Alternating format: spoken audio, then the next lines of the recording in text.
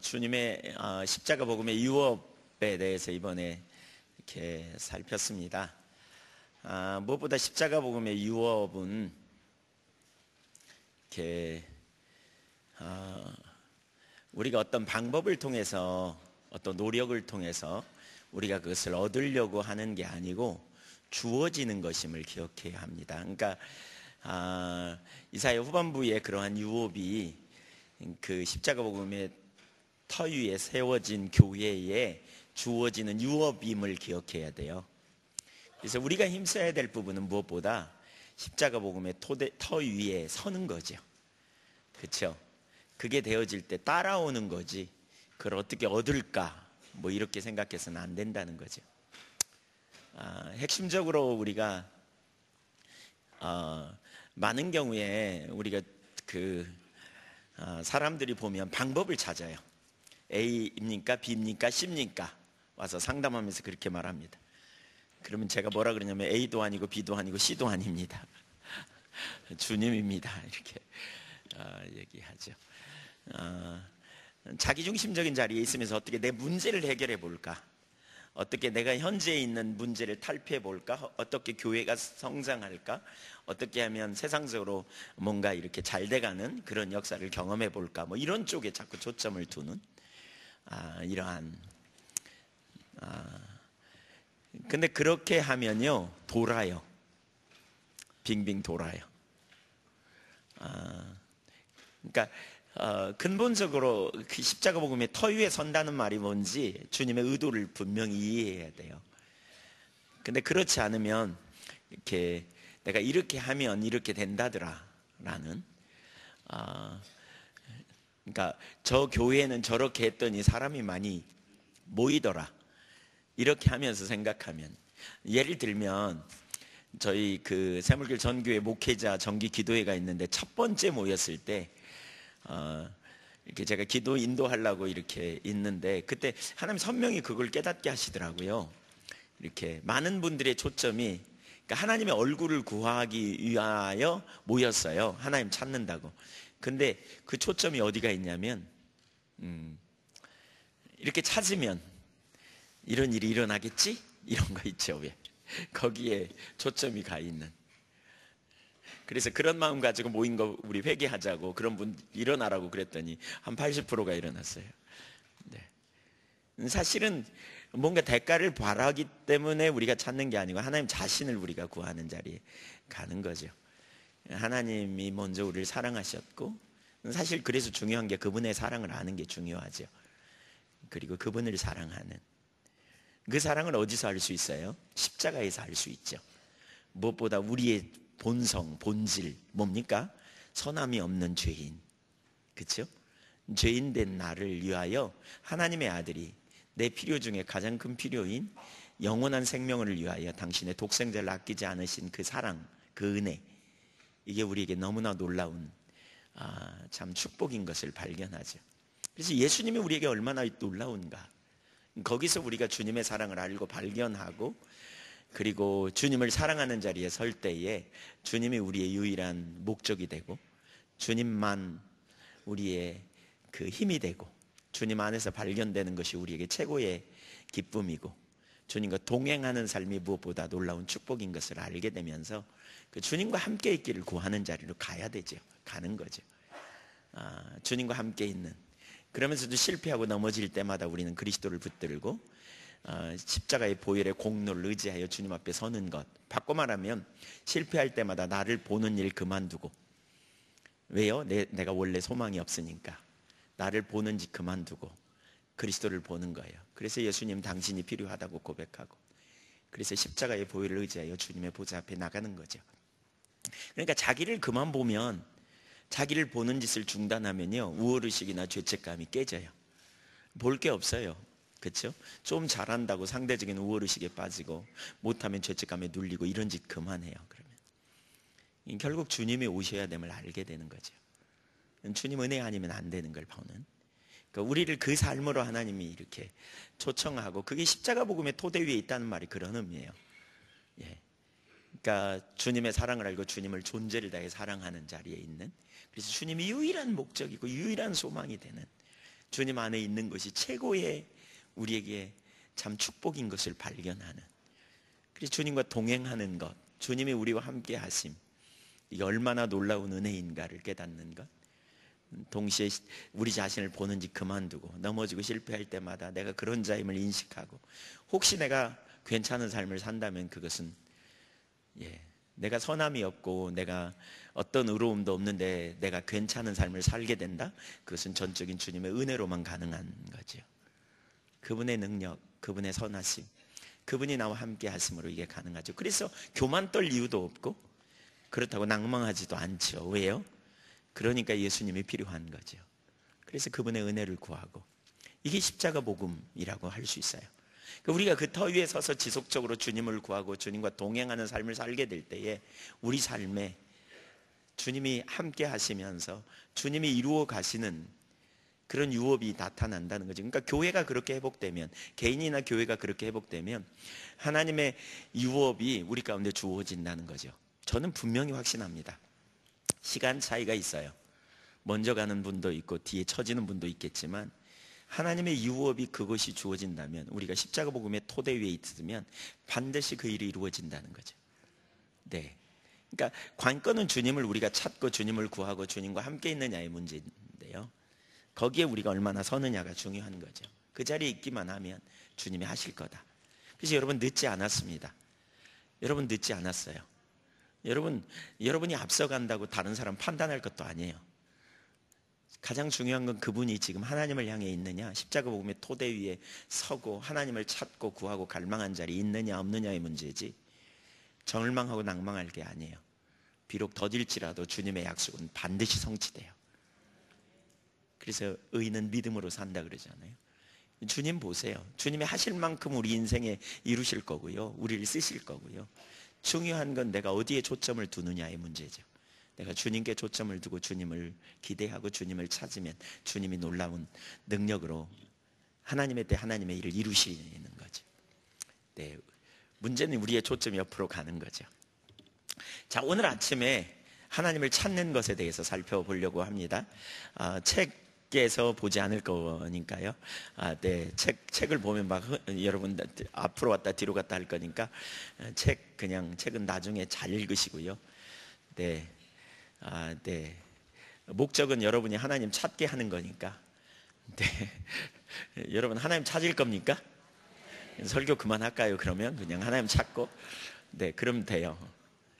사실 실제적으로 하나님 찾는 자리로 가는 게 목적이에요. 오늘 설교의 목적은 그거예요. 저도 그렇고 여러분도 그렇고 하나님 찾으면 주님이 임하시고, 주님이 임하시면 주님이 주님의 유업을 우리를 통해서 이루어 가실 거예요. 사실 주님이 함께 하시지 않으니까 문제지, 함께 하시면 주님이 우리를 가르치시고 주님이 우리를 깨닫게 하시고 주님이 우리로 돌이키게 하시고 우리 영혼을 소성케 하시고 하나님을 사랑하는 열정을 부어주시고, 네, 아멘. 그래서 주님을 향한 열망이 우리 가운데 부어지고 전부를 거는 거죠. 네, 전부를 거는. 자, 이사야 후반부에 나온 유업을 누리기 위해서 중요한 한 부분은 하나님을 찾는 것입니다.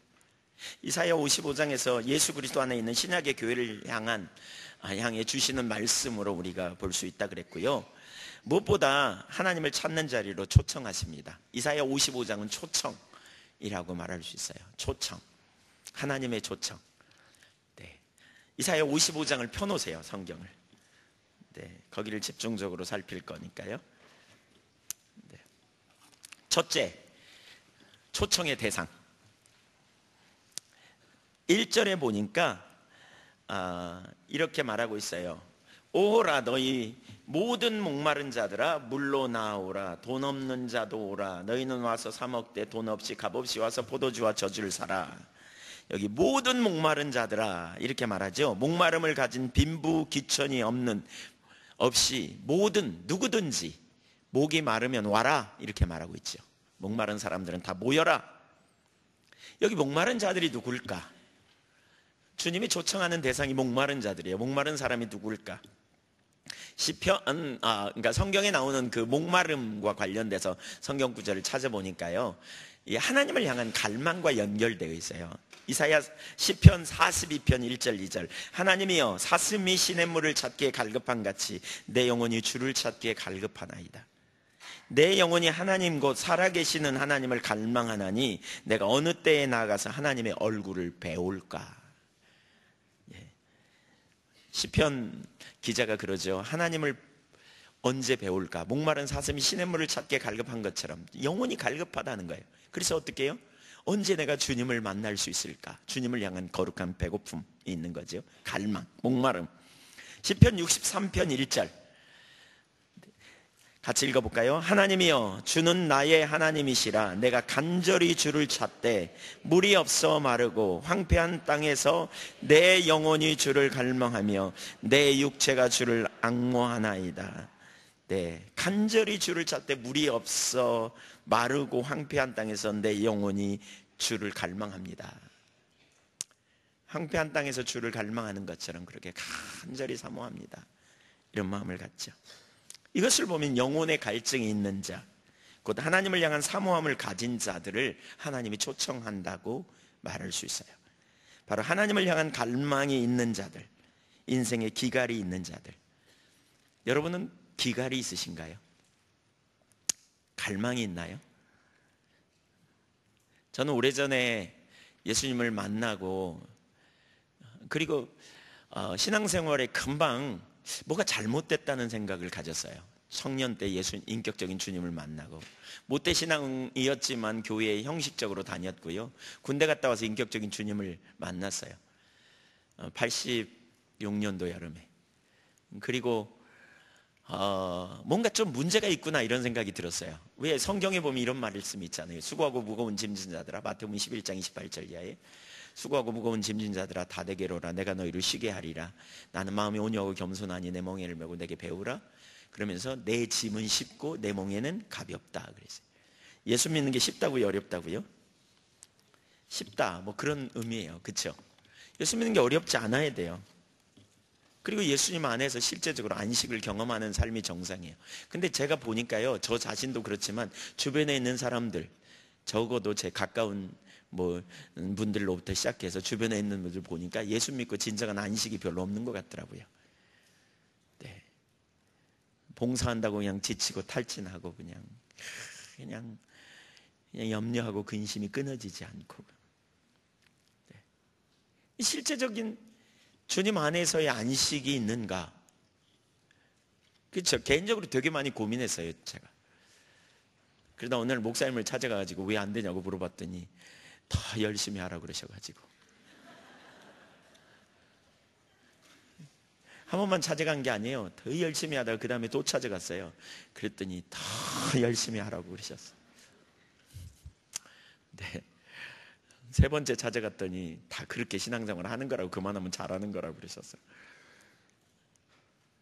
사실 그렇잖아요. 실제적인 안식, 주님의 말씀이 우리 가운데 실제인가? 예를 들면 염려가 있을 때, 우리 마음이 염려가 들 때 빌립보서 4장 6절 7절에 보면 아무것도 염려하지 말고 오직 모든 일에 기도와 간구로 너희 구할 것을 감사함으로 하나님께 아뢰라. 그러면 모든 지각에 뛰어나신 하나님의 평강이 그리스도 예수 안에서 너희 마음과 생각을 지키시리라 그러셨죠. 염려할 때 이 말씀이 생각나서 이 말씀을 가지고 염려를 주님 앞에 어린아이처럼 맡기고 그대로 고백하고 주님 앞에 나갔더니 이상하게 주님의 평강이 싹 그 마음을 사로잡아. 분명히 문제는 있는데 마음이 하나도 염려가 안 되는 뭐 이런 경험 말이죠. 그렇죠? 실제적인 경험 말이에요. 주님이 주시는 위로와 주님 안에 있는 안식의 경험, 이런 것들 있잖아요. 네. 그 실제가 되는 경험들, 주님 안에서 오는 진정한 만족, 기쁨, 그 주님이 주시는 그 주님으로 인한 말할 수 없는 기쁨과 감격의 삶, 문제를 해결할 능력이 주님이기에 주님 안에서 오는 참된 평강의 삶, 이런 게 우리 가운데 실제적으로 매번 경험되어져야 된다고 봐요. 맞죠? 예. 이런 일들이 실제로 있어야 돼요. 안식의 실제, 이것이 우리의 신앙이죠. 십자가의 복음에 대해서 많이 들었는데 실제로는 복음에 의한 삶을 전혀 살지 못하고 있다? 이 문제가 있잖아요. 이론으로만 듣고 있는 상태. 첫사랑을 경험했을 때 주님이면 족할 것 같고 주님 한 분으로 만족하고 주님과 동행하는 삶, 주님을 위해서는 뭐든지 헌신하고 희생할 것 같은 그런 기쁨과 감격이 있었는데 어느덧 그 기쁨이 사라져버리고 감격도 없고, 그리고 이례적으로 경험한 이후에는 거의 그런 경험이 없는 거, 이거 정상일까요? 부흥이 일어난 지역에, 부흥이 일어난 곳에 살펴보면 공통적인 그런 특징 중에 하나가 그런다 그러지 않아요? 처지를 인식한 거죠. 하나님의 부흥이 임했었던 때와 지금의 상태, 또는 초대교회와 지금의 상태, 과거의 상태와 지금의 상태가 너무너무 차이난 걸 인식하고 이대로는 안 된다는 애통함이 있는, 헤브리디즈 제도의 그 영국의 북쪽의 헤브리디즈 제도의 부흥이 임했을 때 거기 기도했던 두 할머니 이야기 어제 들었죠. 그분들이 기도할 때 처음에 그랬대요. 두 분이 얘기하다가 왜 요즘 교회가 옛날 우리 어렸을 때 교회 같지 않다고, 우리 가운데 하나님 은혜가 거친 것 같다고, 그러면서 기도를 시작했대잖아요. 옛날에 그러한 교회가 되게 해달라고 기도했다잖아요. 여러분, 여러분의 신앙이 지금 최고의 시간을 보내고 있습니까? 여러분 첫사랑의 감격과 기쁨이 여러분에 있을 때 어떻습니까? 오늘날 교회가 어떤지 우리가 살펴보고 우리의 처지를 인식한다면 지금 어떻습니까? 하나님이 여러분에게 강력하게 임재하시고 은혜로 함께 하셔서 놀라운 역사가 있습니까? 제 아내가 어제 그런 표현을 하더라고요. 초창기에 우리가 모여서 할 때에 집회를 참석하고 집에 가면 붕 뜬 것처럼 느껴졌다는 거예요. 하나님의 임재 안에서 기쁨이 충만하고 놀라운 역사가 나는. 근데 요즘은 좀 덜 그런 것 같다, 이런 표현을 해요. 훨씬 더 지식은 많고 훨씬 더 이론은 있는데 하나님의 임재가 혹시 우리 가운데 옛날보다 좀 덜한 게 아닌가? 네, 무슨 붕 뜬 경험이 우리 가운데 특별하다는 말은 아니지만, 여러분 하나님을 향한 배고픔이 있으세요? D.L. 무디가 그 전기를 보면 그 하나님을 향한 배고픔이 그에게 있어요. 갈망이 있어요. 그래서 이렇게 말해요. 하나님이 함께 하시지 않으면, 하나님 오시지 않으면 제가 죽을 것 같아요. 이렇게 말해요. 그렇게 내내 기도하다가 어느 날 뉴욕에 갔는데요, 하나님이 강력하게 임하셨대잖아요. 그래 길거리에서 있다가 하나님이 임하셔서 어느 예배당에 가가지고 막 그러다가 나중에 이렇게 기도했대잖아요. 하나님 고만하세요. 죽을 것 같아요. 제가 여기까지 읽고요, 전기를 책상에서 읽다가 그 자리에서 무릎을 꿇었습니다. 그리고 하나님 안 오시면 저 죽을 것 같아요. 하나님 제게 임하여 주세요. 그때 제 속에서 세미한 음성이 들렸습니다. 너 안 죽을 것 같지 않냐? 사실 제가 죽을 것 같지 않았거든요. 네. 그래서 그냥 일어났습니다. 네. 어떻게 죽을 것 같을 수 있지? 네. 나도 좀 그렇게 되면 좋겠는데. 네. 은혜가 임할 때요, 배고픔이 먼저 갑니다. 한 가지 조건이 있는데 그건 유일한 조건은 배고픔입니다. 갈망, 사모함. 시편 107편 9절에 보면 시인이 이렇게 고백해요. 그가 사모하는 영혼에게 만족을 주시며 줄인 영혼에게 좋은 것으로 채워주심이로다. 시편 107편 9절. 네. 그러니까 하나님을 사모하고 열망할 때 그런 은혜를 부으세요. 사실 우리 가운데 그런 마음이 있다가 없어졌다가 막 그러잖아요. 그렇죠? 이런 설교를 들으면 막 사모가 되잖아요. 막 주님 오시옵소서. 네. 근데 언제 없어지냐? 겸손해지면 하나님의 은혜를 사모하고 갈망하는데요, 우리가 언제 없어지냐? 자기 중심으로 돌아가면 열망이 사라져요. 물론 보통 삶이 평안하기 때문에, 평온해요. 별 문제가 없기 때문에, 살아가는데 별로 문제가 없기 때문에 여전히 때로는 은혜를 부어주시기도 하죠. 그렇기 때문에 갈망이 사라져요. 저 같은 경우는 설교 준비할 때도 은혜를 부어주시기도 하고, 설교할 때도 하나님이 함께 하셔서 놀라운 역사를 이루시기도 하는 것 같아요. 그런데 어떤 순간 자기중심으로 돌아가면 내 속에 유치한 생각들이 올라와요. 사람이 꼴 보기 싫어지기도 하고, 판단이 막 되어지기도 하고, 짜증이 올라와가지고 그냥 옆에 사람이 괜히 그냥 좀 그렇고, 불평이 나오고, 뭐 자주 그러진 않았지만 교회 성도님들에 대해서 좀 편안한 마음이 안 생길 때도 있고, 좀 불편하기도 하고, 유치한 생각이 머릿속에 왔다 갔다 해요. 연민이 올라오기도 하고, 자기중심으로 돌아가면, 그러다 보니까 죄책감도 좀 이렇게 있게 되고, 그럴 때 보면 여지없이 하나님의 은혜가 우리 가운데 거쳐 있음을 보게 돼요. 그러니까 배고픔이 사라져요. 그때 나타나는 특징은 갈망이 없어요. 그냥 잘 돼가는 것 같고, 자기에 만족하고, 그냥 자기는 잘하고 있다고 생각하고, 이런 자리에 있기 때문에. 근데 이러한 모습을 깨달을 때 비로소 목마름을 갖게 되죠.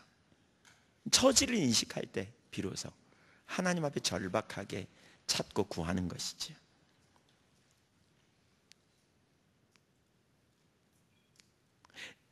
여러분은 어떻습니까? 지금 평안하십니까?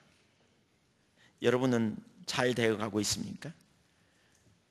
여러분은 뭐 집에 별일 없고, 여러분의 부부 사이에 문제 없고, 뭐 가정 평안하고, 뭐 경제적으로 평안하고, 교회에서도 잘 하고 있고, 잘 돼가고 계세요? 네. 그렇다면 한 가지 보세요. 지금 현재 살고 있는 그것이 여러분의, 그러니까 성경이 말하는 그리스도인의 삶의 전부라고 여기십니까? 이것이 우리가 경험하는 이것이 기독교의 전부라고 여겨집니까? 그냥 만족하십니까? 하나님이 누구를 초청하고 계시는지 보십시오. 너희 목마른 자들아 오라 라고 하셨어요. 목마른 자들을 주님이 초청하고 계세요.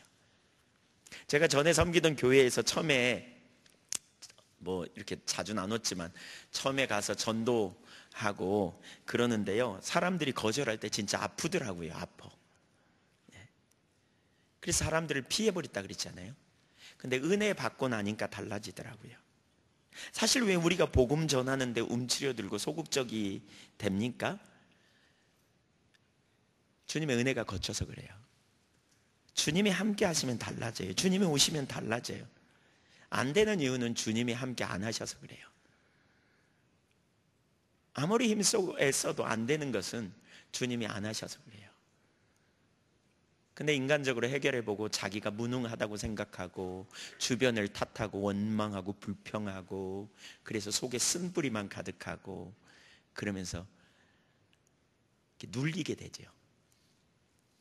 근데 바로 그런 순간에 주님께 가야 돼요. 주님께 갈망과 목마름을 가지고 주님 임하여 달라고. 사실 여러분 보세요. 우리가 수치를 당하는 것은 나에게 수치를 주는 그 인간이 못 돼서 그럴 수도 있어요. 하지만 주님이 내버려 두셔서 그래요. 그런 순간에 우리가 주님께 가야 돼요. 그 인간을 원망하고 불평하고 낙마하고 좌절하고 자책감에 빠지든지, 아니면 상대방을 원망하는 자리에 머물러 있는 자리에 끝나는 게 아니고, 주님 자신을 구하는 자리로 가야 돼요. 주님이 함께 하시는 가운데 우리가 수치를 당하면요, 수치를 당해도 상처가 되지 않아요. 아프지 않아요. 그래서 주님이 함께 하시는 게 관건이에요. 여러분 자전거를 타고 언덕을 올라가 보신 적이 있어요? 힘들잖아요. 힘들다가 힘써 올라가다가 안 되면 어떻게 합니까? 내려서 끌고 갑니다. 그러다가 오토바이를 한번 타보세요. 그 언덕이요? 쏜살같이 올라갑니다. 하나도 힘 안 들지 않습니다. 뭘 말하려고 하는지 아십니까? 왜 우리의 그리스도인의 삶에 능력이 없습니까? 왜 우리 삶이 그렇게 터덕거립니까? 왜 우리의 삶이 작은 돌멩이 같은 거 하나 걸리면 못 넘어가는 손수레에 그 짐을 잔뜩 싣고 가다 보면 그 손수레에 짐을 싣고 가다가 끌고 가는데 돌멩이 하나 있으면 거기 못 넘어가고 그 몸부림을 합니까? 그런 것처럼 우리 그리스도인이 작은 문제 앞에서 팍팍 쓰러지고 넘어집니까? 손수레라는 문제예요. 트럭에다 실어보세요. 그까지 그 돌멩이 아무것도 아니지. 우리 그리스도인에게 능력이 없는 이유는 주님이 우리와 함께 하지 않아서 그래요. 여건이 좋지 않아서, 어떤 환경이 좋지 않아서, 뭐 그런 것들 있을 수 있겠죠. 그러나 복음 안에서 우리에게 주어진 하나님의 능력, 하나님이 우리와 함께 하실 때 얼마나 놀라운 일이 있는가. 우주를 창조하신 만왕의 왕 되신 주님께서 우리와 함께 하시면 어떤 일이 일어날지. 우리 목사님들 개척하고 할 때 우리 목 좋은 자리, 사람 신도시, 사람 많이 보이는 자리, 슈퍼마켓 자리 찾듯이 그렇게 찾잖아요. 그리고 자리가 좀 안 좋으면 여건이 안 좋아서 교회가 성장 안 해 라고 우리가 생각하잖아요. 아니요, 여건이 안 좋아서가 아니라 주님이 안 오셔서 그래요. 주님이 안 하셔서 그래요. 사실 주님이 하시면 놀라운 일이 일어날 거예요. 맞습니까? 관건은 하나님이 우리와 함께 하시는 거예요. 그저께 우리가 살폈지만 우리 안에 누가 통치하느냐의 문제예요. 하나님께 인정받으려 하기보다 세상에서 인정받기 원하고 주님의 나라의 부요함을 추구하기보다 세상에서 부요함을 추구하는 일들을 오늘날 계속하고 있고, 남보다 조금 나은 걸 가지고 우월의식을 가지고 판단하고 또 뻐기고, 얼마나 유치해요. 예수 믿는 그리스도인이 얼마나 유치하게 사는지 몰라요.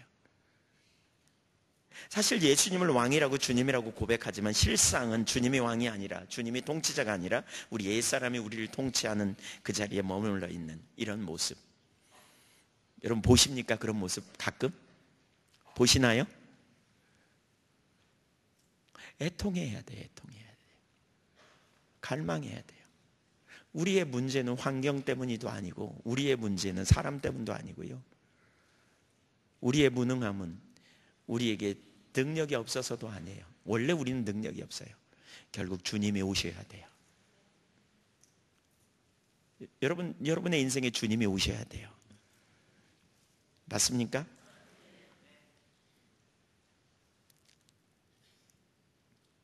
그래서 주님을 계속 추구해야 돼요. 이론으로 신앙생활 하려고 하지 마십시오. 지식이 우리를 변화시키지 못합니다. 사실 수많은 지식이 우리 가운데 있다 할지라도 실제적인 주님과의 교제 안에 있지 않으면 아무것도 아니에요. 아무것도 아니에요. 오히려 그것이 가로막죠. 네. 주님이 오셔야 된다니까요. 진리이신 주님이 오셔야 돼요. 그분이 우리를 가르치고 우리의 영을 소성시키시고 주님이 임재하시면, 하나님의 말씀이고 생명이기에 주님이 인식되면 분명히 진리가 뭔지 인식돼요. 주님의 다른 것은 바벨탑인 것처럼 보여요. 왜 우리가 마음이 나눠지고 왜 우리가 여전히 안 돼요라고 말하는 줄 아십니까? 주님이 우리 가운데 선명히 인식되고 주님이 통치하시는 실제적인 삶, 친밀한 교제의 실제적인 영역에 있지 않기 때문에 그러는 거예요. 그래서 문제예요. 그래서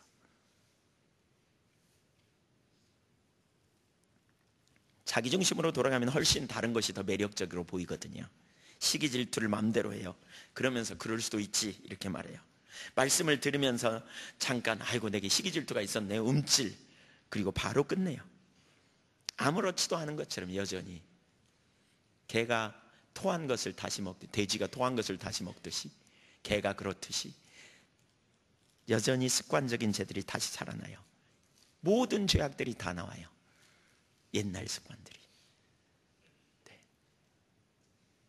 자기중심으로 돌아가면 외형적으로는 1등 성도인데 실상은 세상 사람과 전혀 다르지 않게 살아가는 모습. 그런 사람 알고 계십니까? 그런 자신을 보면서 애통해하네. 애통해.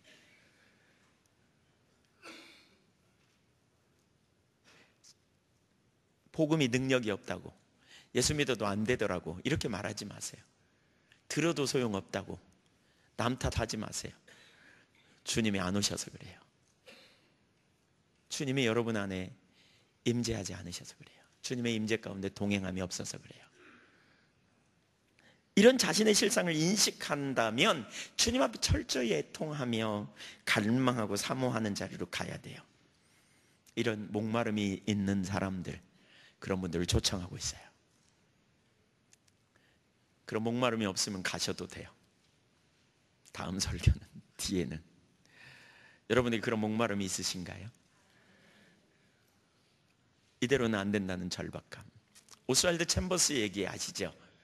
너무나 놀랍게 쓰임받다가 주님 앞에 간, 그분은 대학 교수로서 일찍 대학 교수가 되고 출세 성공, 소위 세상적으로는. 근데 어느 날 사람들 앞에서 설교를 한 다음에 이렇게 말했대요. 나는 이것이 기독교가 전부라면 이대로는 안 된다고 생각한다고. 나는 예수 그만 믿을까 생각한다고. 내가 내 속에 갈등이 있다고. 그리고 앉았다는 거예요. 그랬더니 사회 보는 분이 그러더라는 거예요. 나와서. 저렇게 훌륭한 분이 이 말을 하는 것은 저분 얘기가 아니라 우리 들으라고 얘기한다. 우리가 각성하자고. 그랬더니 오스왈드 챔버스가 그 자리에서 벌떡 일어나면서 아니라고. 이건 여러분의 얘기가 아니라 내 얘기라고. 나는 4년 동안 지옥 같은 생활을 보냈다고. 하나님의 능하신 역사가 지금 우리에게 어디 있느냐고. 그 능력이 없지 않느냐고. 그리고 자리에 앉았대요. 그 뒤에 오스왈드 챔버스 이야기를 들으면 그날 하나님이 강력하게 그에게 임하셔서 그 다음부터는 천국 삶을 살게 되었다 라고 고백하고 있어요.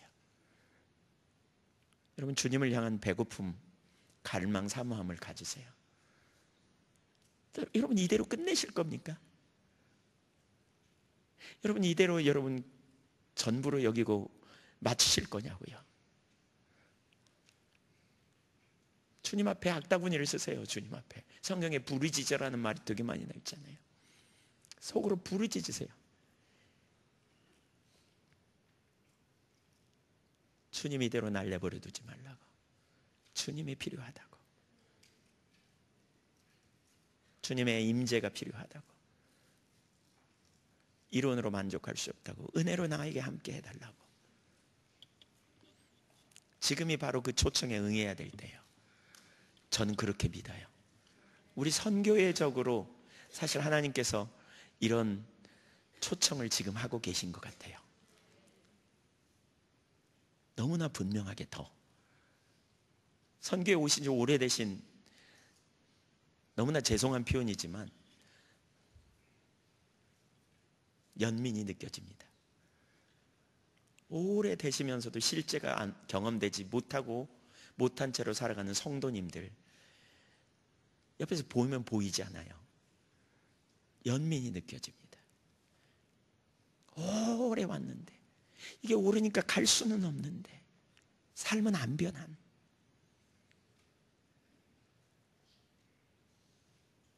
엄청난 희생과 헌신도 했는데 주님의 일이라 그러니까 실제로는 억압이 가득한, 이만큼도 나아지지 않은 삶을 살고 있는 그런 분 꽤 많습니다.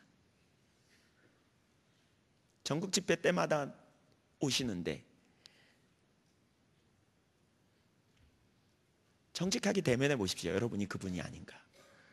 여러분의 삶에 변화가 일어나고 있습니까? 획기적으로?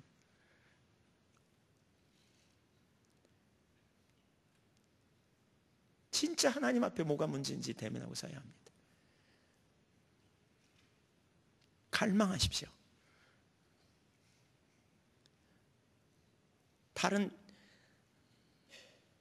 뭔가 다른 것으로 만족하는 게 아니고 결국 주님이 오셔서 주님의 말씀하신 바가 우리의 삶의 실제가 되고 그 역사가 우리 가운데 구체적으로 드러나고 그런 삶이 우리 가운데 경험되어지고 누리고, 그래서 회복이 일어나고 진리로 자유케 되는 능력 있는 삶이 되어져야 되지 않겠냐고요.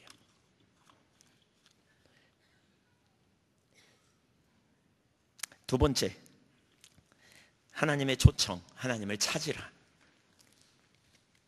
여기 1절에 보면 오라라는 말씀이 3번이나 나옵니다. 너희 목마른 자들아 물로 나오라. 돈 없는 자도 오라. 너희는 와서 사 먹되. 그렇죠?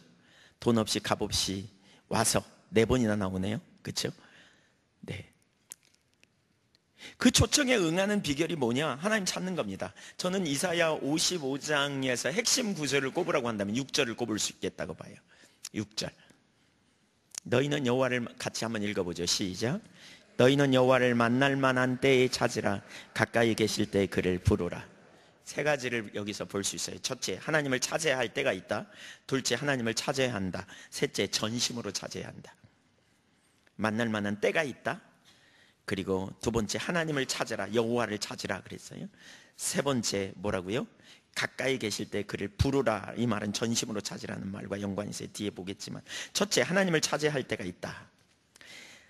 페트라 주석을 찾아보니까 만날 만한 때에 찾으라, 이것은 지금은 여호와를 만날 수 있을 만한 때임을 암시하는 반면, 때가 오면 그분을 만나고 싶어도 만날 수 없다는 사실을 동시에 공고하고 있다.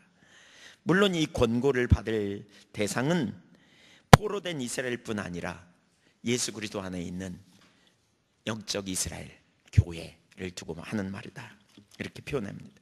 성경은 슬기로운 다섯 처녀와 미련한 다섯 처녀 이야기를 통해서 하나님의 때가 얼마나 중요한지, 찾아야 될 때가 있는, 그렇죠? 놓쳐서는 안 될 때가 있는 것에 대해서 가르치고 있죠. 그 때가 언제인가? 바로 지금입니다. 하나님이 깨닫게 하신 때입니다. 하나님이 깨닫게 하신 때가 바로 그때입니다. 두 번째, 하나님을 찾아야 된다. 그럼 하나님을 찾는다는 말이 뭔가? 하나님 자신을 찾아야 되는데, 다른 말로 말하면 하나님 얼굴을 구하는 것입니다. 성경에서 하나님 찾는다는 말은 하나님 자신을 구한다는 말이고, 하나님 얼굴을 구하는 것이라고 표현해요. 시편 24편 6절을 같이 읽어보겠습니다. 시편 시작. 이는 여호와를 찾는 족속이요 야곱의 하나님의 얼굴을 구하는 자로다. 셀라. 하나님을 구한다는 말은 하나님의 얼굴을 구한다는 의미로 사용되고 있습니다. 히브리 문학의 대표적인 특징이 평행법, 하나님 찾는 것 이꼬로 하나님 얼굴을 구하는 것, 이런 의미입니다. 하나님 얼굴을 구한다는 말은 뭐냐? 하나님 자신을 구하는 거예요. 하나님을 향해 나아가되 자신의 목적을 이루기 위한 수단으로, 자기 필요를 위한 수단으로 찾는 것은 하나님을, 성경에서 말하는 하나님 찾는 게 아니에요. 그것은 하나님 자기의 필요를 찾는 거죠. 하나님을 수단으로 자기 필요를 찾는 거죠. 하나님의 얼굴을 구한다는 말은 그럼 뭐냐? 하나님을 사랑하는 것과 연결이 있어요. 아까 나눴죠, 제가 서두에. 우리 신앙은 하나님의 사랑을 아는 데서부터 출발해야 된다 그랬죠. 하나님의 사랑을 무엇보다 아는 게 참 중요해요. 하나님의 사랑을 알고 하나님을 사랑하는 거죠. 근데 하나님의 사랑을 아는 데 있어서도 가장 중요한 요소가 전 십자가라고 보는데, 뭐죠? 십자가는 왜 우리에게 필요해요? 죄인된 나를 구원하기 위해서 오셨기 때문에. 그러니까 가장 먼저 보죠. 내가 죄인이라는 데서부터 출발하는 거죠. 내가 죄인인데 십자가에 달려 죽어야 될 저주, 끔찍한 죄인, 그런 죄인된 나를 위하여 영원한 형벌에 죽을 수밖에 없는 나를 위해 하나님의 아들이 오셨고, 그 아들이신 예수 그리스도를 통해 영원한 생명을 얻게 된 것이지요. 예수 그리스도 안에서 구원의 기쁨을 우리가 누리게 된 거죠.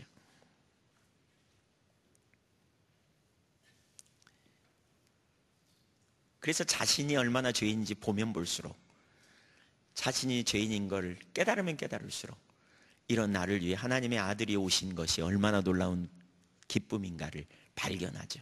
너무너무 놀라운 그분의 은혜, 그분의 사랑, 그분의 자비, 그분의 긍휼, 그분 안에서 우리가 영생을 얻는 것, 그분이 우리의 의가 되시고 생명이 되시는 삶, 이것.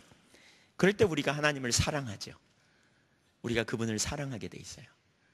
그분의 사랑을 아는 만큼 그분을 사랑할 수 있어요. 예.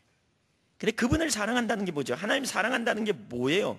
하나님 사랑하는 것, 존재를 다해 사랑하는 거죠. 우선 마음을 다하고 성품을 다하고 뜻을 다하고 힘을 다하여, 그렇죠?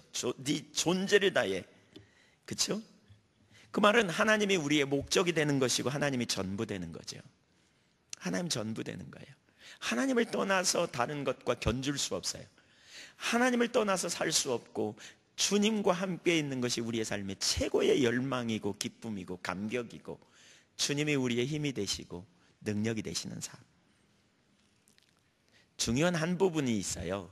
가치의 문제예요. 가치. 하나님이 여러분의 인생에 얼마나 가치가 있느냐는 거예요.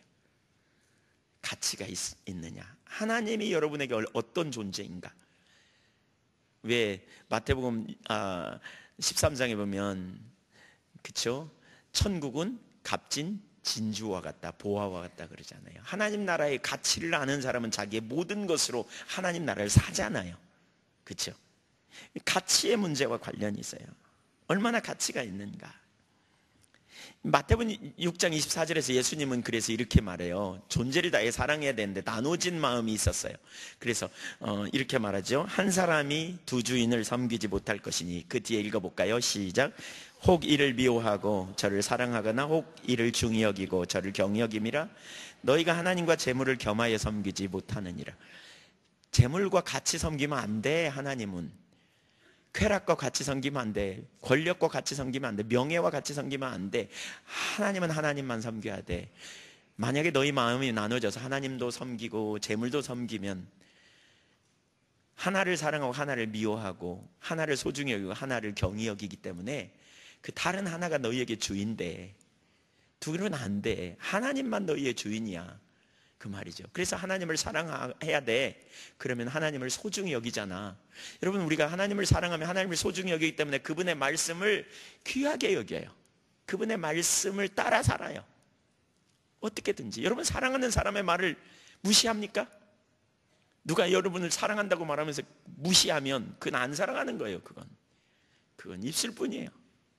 사랑은 가치가 있어요. 소중히 여겨요. 그래서 거기에 전부를 걸고 가는 거죠. 그렇죠? 그분의 말씀에. 반면에 돈을 사랑하면요, 다른 걸 사랑하면요, 다른 걸 사랑하기 때문에 다른 걸 소중히 여기고 다른 것의 법칙으로 우리가 살게 되는 거죠. 돈의 법칙으로 살고 세상의 법칙으로 살고, 네, 물질의 법칙으로 살고, 쾌락의 법칙으로 살고 뒤집어요. 마음이 나눠지면 그렇게 된다는 거예요. 마음이 나눠지면. 그래서 우리가 하나님 아닌 다른 것을 섬기게 돼요. 이게 우상이에요. 쏜살같이 이게 되어져요. 쏜살같이. 네. 이게 우상이 돼요. 우리는 하나님을 예배하고 하나님을 섬기고 하나님을 사랑하는 것이 우리에게 전부가 돼야 되는데 마음이 나눠지면 쏜살같이 다른 것이 우리 전면에 등장해요. 돈이 우상이 되고, 그렇죠? 재물이 우상이 되고, 물질 뭐 이런 다 같은 얘기인가요? 돈, 재물, 물질. 네. 출애굽기 32장 8절 한번 볼까요? 출애굽기 32장 8절. 그만큼 우리가 재물에 넘어간다는 거예요. 네.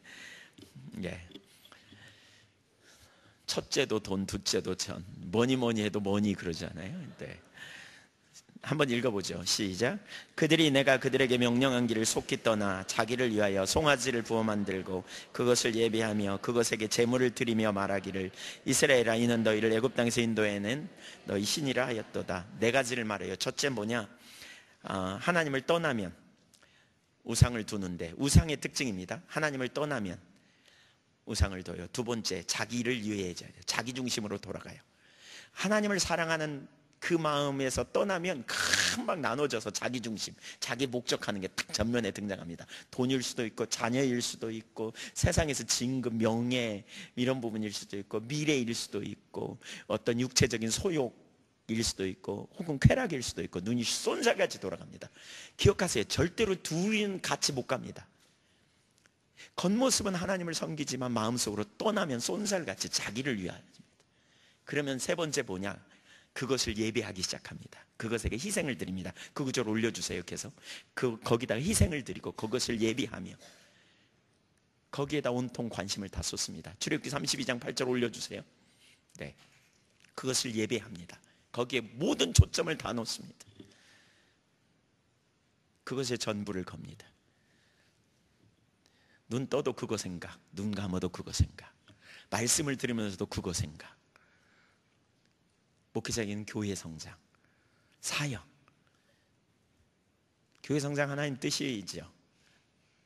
그럴 수 있어요. 근데 이게 먼저 가면요, 하나님은 교회 성장을 위한 수단으로 전락해요. 그러면 우리가 하나님 말씀 안 들어요. 교회 성장을 위한, 교회 성장의 법칙으로 살면서, 그렇죠? 하나님 말씀도 적당히 어겨요. 타협해요. 인본주의가 나와요. 그래서 이게 우상이에요. 자녀, 자녀 어떻게 공부 잘하고 좋은 대학 보내고 어떻게 이렇게 온통 초점이 여기 가죠. 온통 여기에 다가 있어요. 물질, 권력, 명예. 사무엘상 2장에 보면 엘리 제사장에게 이렇게 말하는 거 아세요? 엘리 제사장을 하나님 버리시잖아요. 엘리 제사장의 아들들이 불량한 짓 하죠. 예배를 멸시하고. 제사장인데 제사를 멸시해요. 그럼 막아야 될 거 아니에요. 그렇죠? 어떻게든지 막아야 될 거 아니에요. 근데 한번 막았는데 계속 하는데 못 막아요. 그러니까 어느 날 무명의 선지자를 보내서 이렇게 말해요. 사무엘상 2장 29절에 보면 네가 네 아들들을 어찌하여 나보다 더 중히 여겨. 하나님보다 아들들을 더 소중히 여겼다는 거예요. 그래서 여호와의 제사를 멸시하느냐. 그러니까 아들들을 소중히 여겨서 하나님의 제사를 멸시해도 그냥 내버려둬요. 그래가지고 2장 30절에 나는 나를 존중히 여긴 자를 존중히 여기고 멸시한 자를 경멸한다 그러면서 너에게 전에 제사장 노릇 하게 하리라고 하였으나 이제 그렇게 안 할 거다. 사무엘하 12장 9절 이하에도 보면요, 네가 어찌하여 뭐죠? 여호와의 말씀을 멸시하여 우리 아이의 밧세바를 범하고 그 남편을 죽였냐 이렇게 말하죠. 쾌락이 소중하면 그 쾌락의 법칙대로 가요. 여러분, 그렇게 충성되었던 다윗도 한순간에 초점이 옆으로 돌아가니까 다른 데 관심이 돌아가요. 그것을 예배해요. 그것에 온통 초점이 가 있어요. 지금 여러분 속에 뭐가 초점이 있나 보세요. 그리고 네 번째, 그게 힘이에요. 그게 잘 되면 신나. 그게 될 가능성이 있으면 좋아. 안 되면 죽을 것 같아. 코가 싹 파져. 확 낙심해. 특별히 목회자들에게는 교회지요, 교회. 교회가 주인데요. 성도들이 주인데요. 그러니까 여러분, 교회가 주인데 보세요. 교회 성장의 주인데 보세요. 성도 중에 한 사람이 내가 설교하는데 인상을 빡빡 써. 근데 그 사람이 헌금도 많이 하고 그 사람이 교회에 엄청 봉사하는 사람이야. 저 사람 나가면 영향력 있어. 그러면 그 앞에서 설교 계속 하겠어요? 그러면 주의 종이에요? 그 사람 종이지? 교회 성장의 종. 그러니까 그 법칙으로 산다니까요. 주의 종이 아니에요. 여러분, 이거 단순하게 그냥 웃고 넘길 일이 아닙니다. 이거 그 뿌리를 보세요. 그 뿌리를 파고들어 보세요. 우상이라니까요, 우상. 뭐가 여러분의 힘이세요? 뭘 때문에 여러분 기쁘고 뭐 때문에 죽을 것 같아요? 하나님을 사랑하고 하나님의 얼굴을 구하는 것은요, 하나님 때문에, 하나님을 예배하고 하나님이 나의 힘이고 하나님이 나의 의이고. 그래서 이 사람이 죽을 것 같을 때는 언제냐? 이 첫 번째 목마름, 그때가 언제냐? 하나님 임재가 거쳤을 때 목마른 거예요. 하나님 안 계실 때 죽을 것 같은 거예요. 돈이 많이 벌리는 것 때문에 평안하지 않아요. 하나님 임재가 없는 돈 버는 거 의미가 없다고 생각해요. 만족이 없어요. 주님이 오셔야 돼. 주님이 함께 하시는 게 최고의 소망이야. 이게 하나님 사랑하는 거고 하나님 얼굴을 구하는 거예요. 그런 사람이 하나님의 임재가 거친 것에 대하여 애통해하며 구하는 것, 하나님 자신을 구하는 것, 그게 바로 하나님 얼굴을 구하는 거예요.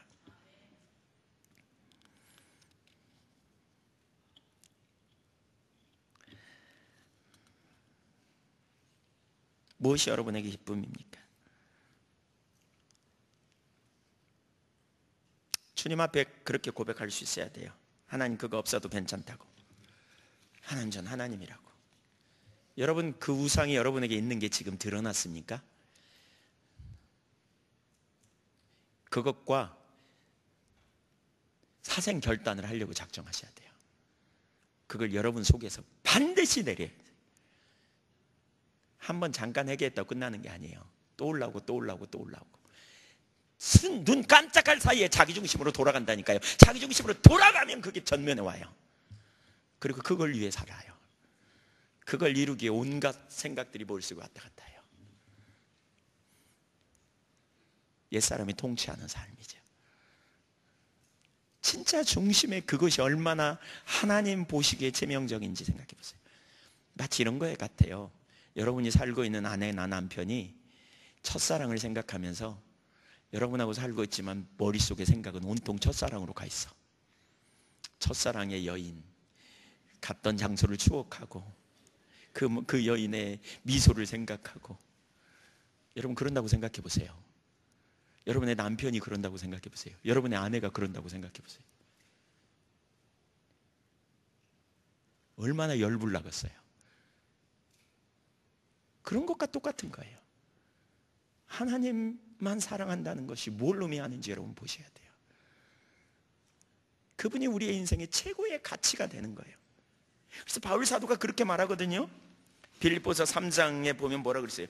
3장 7절 이하에 보면 그리스도를 아는 지식이 가장 고상하여 다른 모든 것을 다 잃어버리고 배설물로 여겨야 한다. 배설물로 여긴다고 말하고 있습니다. 그리스도를 알고 그리스도와 함께 있는 것을 소원하는, 이 자리에 있어야 뒤에 있는 건 잊어버리고 우리는 계속 그리스도를 추구하는, 계속 그리스도를 알길 구하는, 계속 그분을 알고 그분의 부활의 능력을 알고 그분과 함께 동참하는 삶을 살기를 열망하며 나아가는 이 바울과 같은 자세를 가질 수 있어요. 이 자리에 있어야 주님이 최고의 가치가 돼야, 내 가장 사모하는 주님, 가장 놀라운 주님, 이처럼 돼야 돼요. 이처럼 되는 사람이 하나님의 얼굴을 구하는 기도를 해요. 하나님 찾아요. 그걸 이해해야 하나님 얼굴을 구한다는 말의 의미를 이해할 수 있어요.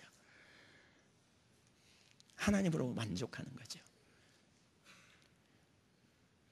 주님을 나의 변호사로 삼고, 주님을 나의 힘으로 삼고, 주님을 나의 능력으로 삼는 삶으로 가는 거죠.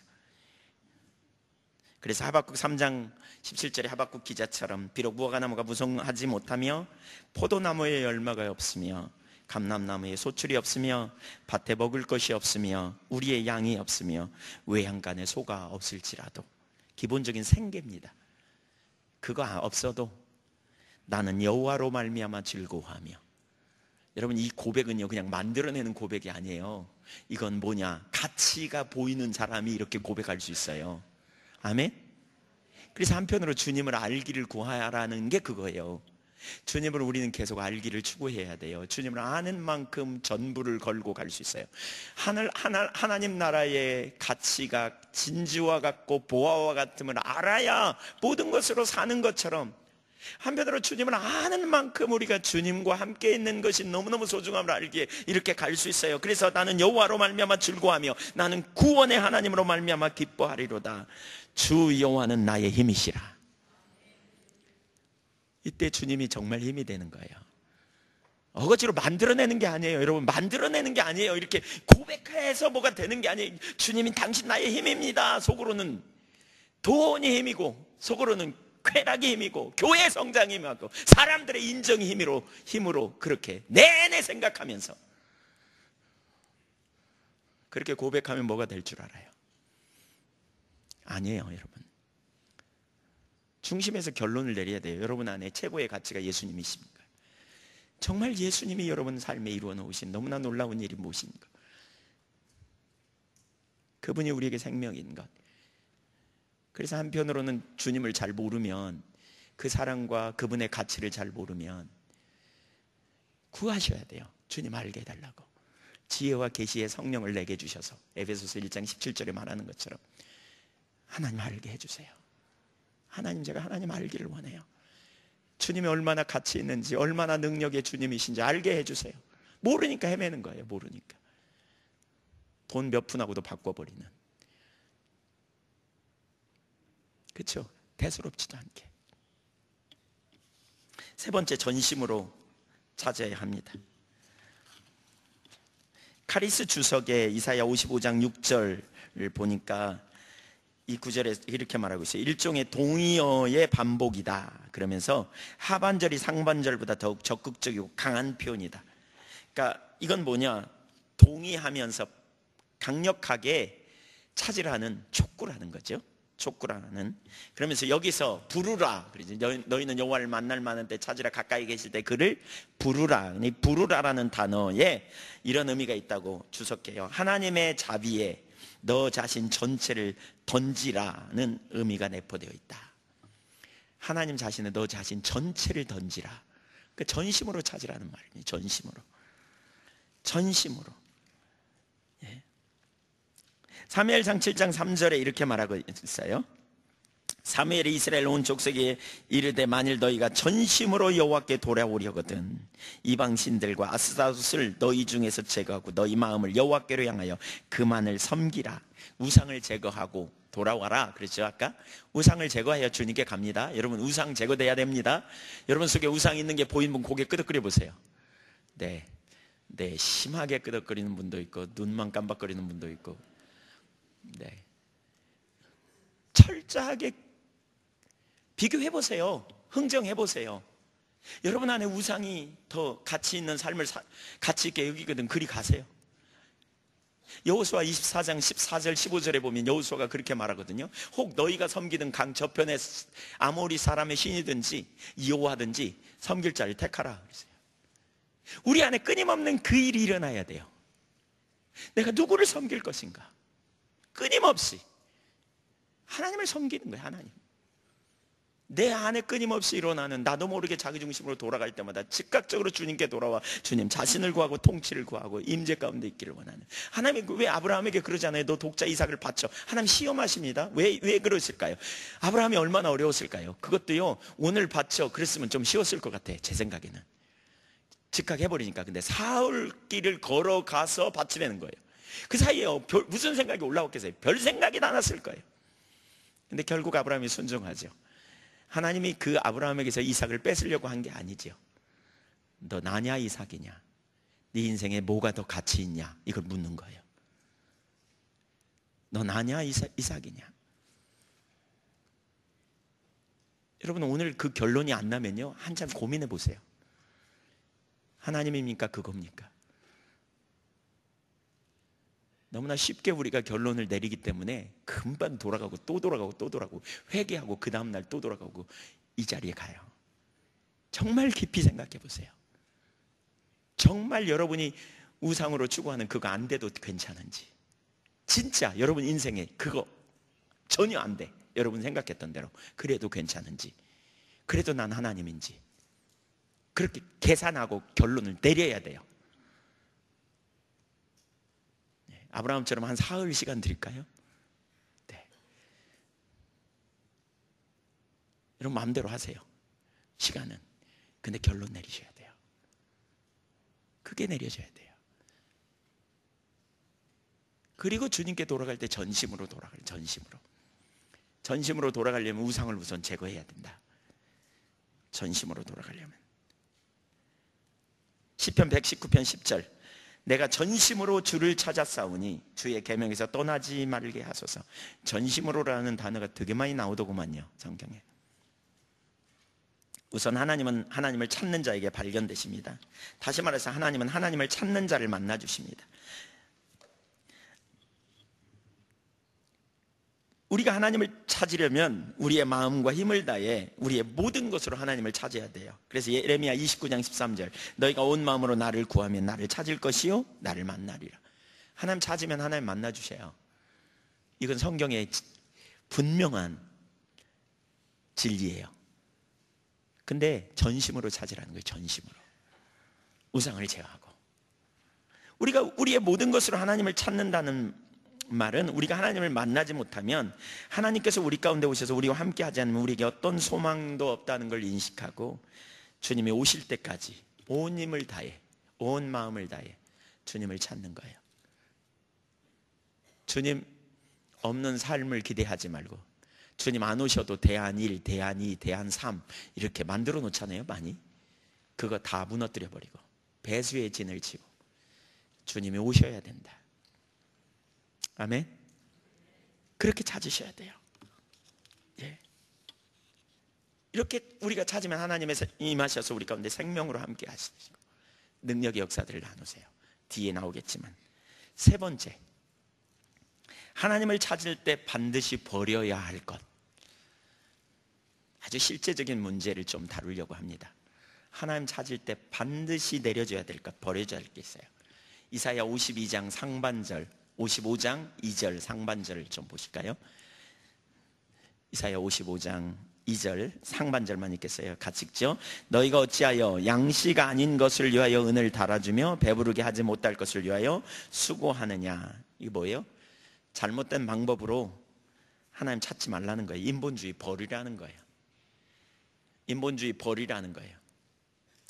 예배당에 왔다 갔으니까, 종교적인 몇 가지 의식 잘 했으니까, 이론적 지식이 있으니까 다 부질없는 짓입니다. 예배를 드려도 주님을 만나지 못하면 성경 공부 아무리 많이 해도, 물론 성경 공부는 되게 중요합니다. 그러나 실제가 되기를 사모해야 돼요. 본질이 중요하다 그랬어요. 하나님 자신을 구해야 한다 그랬어요.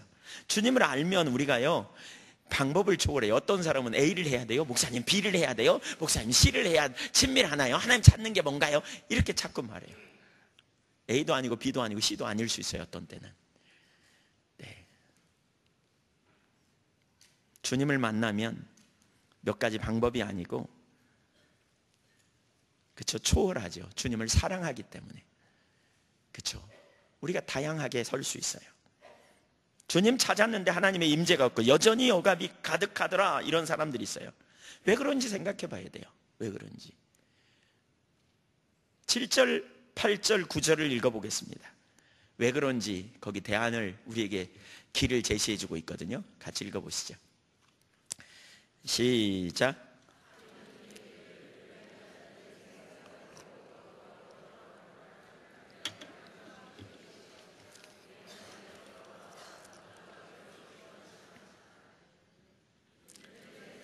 너희 생각과 다르며 내 길은 너희의 길과 다름이니라. 여호와의 말씀이니라. 이는 하늘이 땅보다 높음 같이 내 길은 너희의 길보다 높으며 내 생각은 너희의 생각보다 높으니라. 아멘. 자기 생각, 자기 길을 버리고 주님을 따라야 돼요. 이 말을 다른 말로 표현하면 자기를 부인해야 돼요. 우리가 하나님 찾을 때 하나님 말씀을 따라가야 돼요. 근데 자기 길, 자기 생각을 버려야 이게 가능해요. 그러니까 이 구절을 자세히 보면 자기 길, 자기 생각을 따라 사는 사람을 악인이라고, 불의한 자라고 말하고 있어요. 그러니까 성경적인 관점에서 볼 때 아담이 타락하면서 나타난 가장 주된 특징 중에 하나가 뭐냐? 우리는 다 양 같아서 제 갈 길로 갔다 그랬어요. 자기 길을 찾아가는 거예요. 그래서 하나님께 가려면요, 반드시 자기 길, 자기 생각을 쳐서 복종시켜야 돼요. 그러니까 자기 중심적인 자리에서 돌아서야 돼요. 제 경험인데요. 오늘 설교는 제 체험적인 부분을 많이 이렇게 다룹니다. 어떤 순간에 사람에 대해서 섭섭한 마음이 쑥 들어와요. 이렇게 괜히 잘하고 있는 사람이 섭섭해요. 좀 어떻게, 그냥 괜히. 또 누군가가 하나님께 막 쓰임 받으면 경쟁심이 제 속에 쑥 들어올 때가 있어요. 시기가 올라와요. 언젠가 한 번은 저녁에 잘라 그랬는데 되게 불편하더라고요, 마음이. 그래서 뭐가 문제인가 찾아봤어요. 다른 교회가 부흥한다는 소식을 아까 낮에 전화 받고 나서 그때부터 마음이 불편했더라고요, 제가. 그러니까 여러분도 그런 경험이 있으신가요? 예, 있어요? 근데 아세요? 이게 진짜 심각한 문제라는 거. 그러니까 주님이 죄를 다룰 때 우리 외형적인 부분만 다루지 않아요. 성경에서 다루는 죄의 핵심적인 부분은 마음 안의 문제를 다뤄요. 마음의 문제. 그러니까 악한 생각, 그러니까 악한 마음, 곧 악한 생각을 이제 그 다루는 그런 부분도 마가복음에 보면 나오지 않아요? 그러니까 이건 정말 이 심각한 문제예요. 어떤 사람은 이런 말하면, 목사님 다 그래요, 그거 갖고 너무 죄책감 갖지 마세요, 이래요. 그럴 수 있죠, 뭐, 이렇게 말해요. 혹시 그렇게 생각하는 사람은 심각한 사람이에요. 진짜로 심각한 사람이에요. 이건 하나님 앞에 심각한 죄예요. 아주 끔찍한 죄예요. 하나님의 임재를 거치게 하는 심각한 죄임을 인식해야 돼요. 절대로 주님과 친밀한 교제, 동행하는 삶이 불가능하게 만드는 죄예요.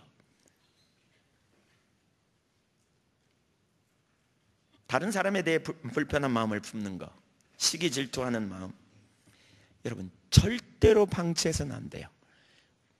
우리가 하나님과의 관계를 초토화시키는 그런 일을 해요. 다른 사람에게 불편한 마음, 부정적인 마음 가진 거 하나님이 정말 싫어하세요. 이거 방치하면 심각해져요. 그걸 다뤄야 돼요. 구체적으로 우리 마음 안에 있는 것을 처리할 필요가 있어요. 뿌리에 뭐가 있는지 구체적으로 살펴볼 필요가 있어요.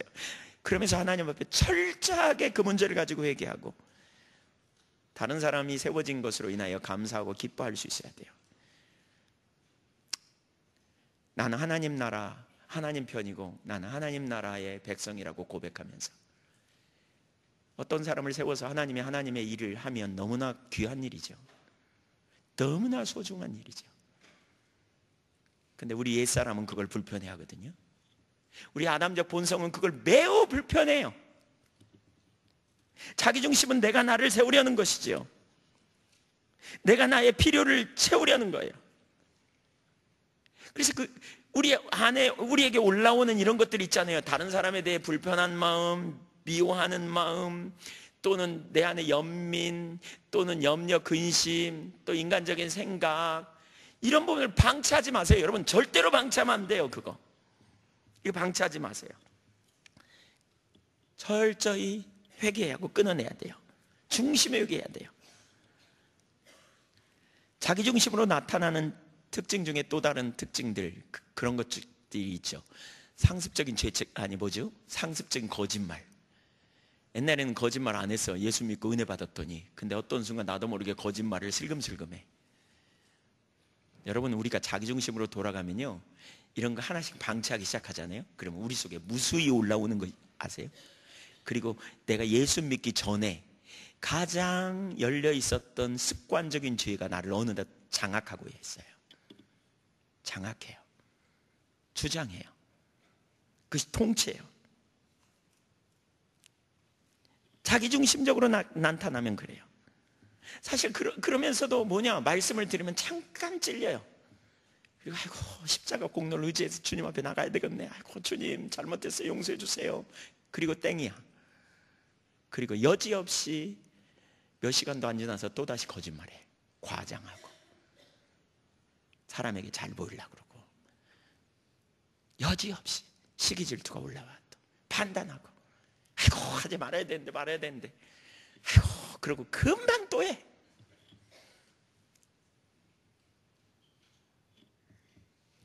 왜냐? 자기중심 돌아가서 그렇고요. 그렇게 되면 옛사람이 여러분을 이미 장악했어요. 여러분의 옛 자아가 여러분을 장악하고 통치해서 그래요.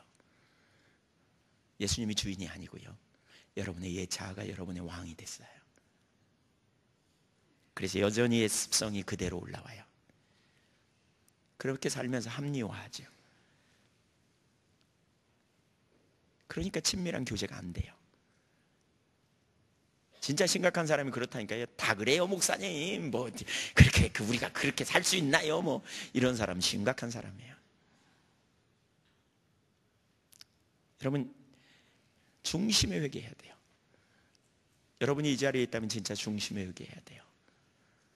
그 한 가지 한 가지를 그냥 넘어가지 말고요. 하나님 앞에서 중심에 회개하셔야 돼요.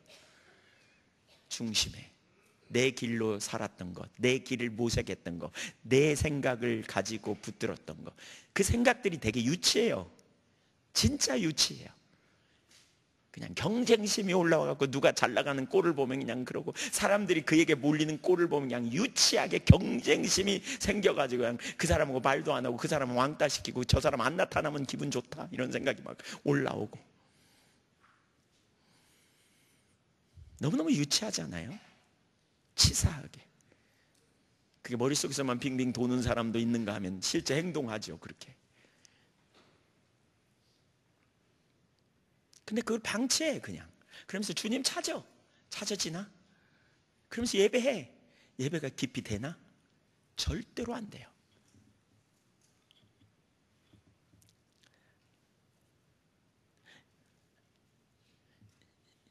이런 게 있어요 없어요? 예, 남자분들은 없나요? 여자분들만 말하는 것 같으네. 네. 여러분 이런 문제를요 중심에 회개하셔야 돼요. 다루셔야 돼요. 깊이 있게. 여러분이 진짜 주님과 동행하기 원하고 친밀한 교제 가운데 있기 원한다면 진짜 주님 앞에 그 문제를 다뤄야 돼요. 회개하셔야 돼요. 절대 방치하고 넘어가지 마세요. 바로바로 회개하세요. 깨닫는 즉시. 근데 아주 중요한 한 가지가 있어요. 가지치기만 하려고 하지 마세요. 시기했네. 아이고 주님, 시기하는 저를 용서해 주세요. 이러지 마세요. 물론 그것도 해야 돼요. 근데 왜 시기 질투를 하는지 뿌리를 조사하세요. 뿌리. 그 뿌리에 자기가 있어서 그래요. 자기. 나를 기쁘게 하려고 하는, 내가 사람에게 인정받으려고 하는, 나를 드러내고자 하는, 여기 이 뿌리를 건드려야 돼요. 뿌리를. 그리고 하나님 앞에 그걸 회개하는 거예요. 하나님, 내가 나를 기쁘게 하려고 하고, 하나님, 내가 나를 드러내려고 하는 이 마음이 있어요. 하나님, 저를 용서해 주세요. 그리고 하나님 앞에 가서 이렇게 고백하세요. 하나님, 제가 사람에게 인정받는 거 내려놓을게요. 주님이 저를 인정하시면 충분해요.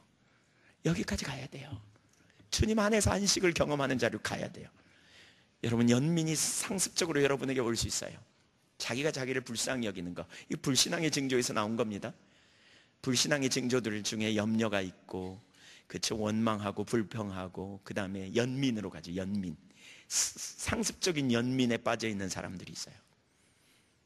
연민을 정말 회개해야 돼요. 중심에 회개하세요. 근데 뿌리를 건드려야 돼요. 뿌리.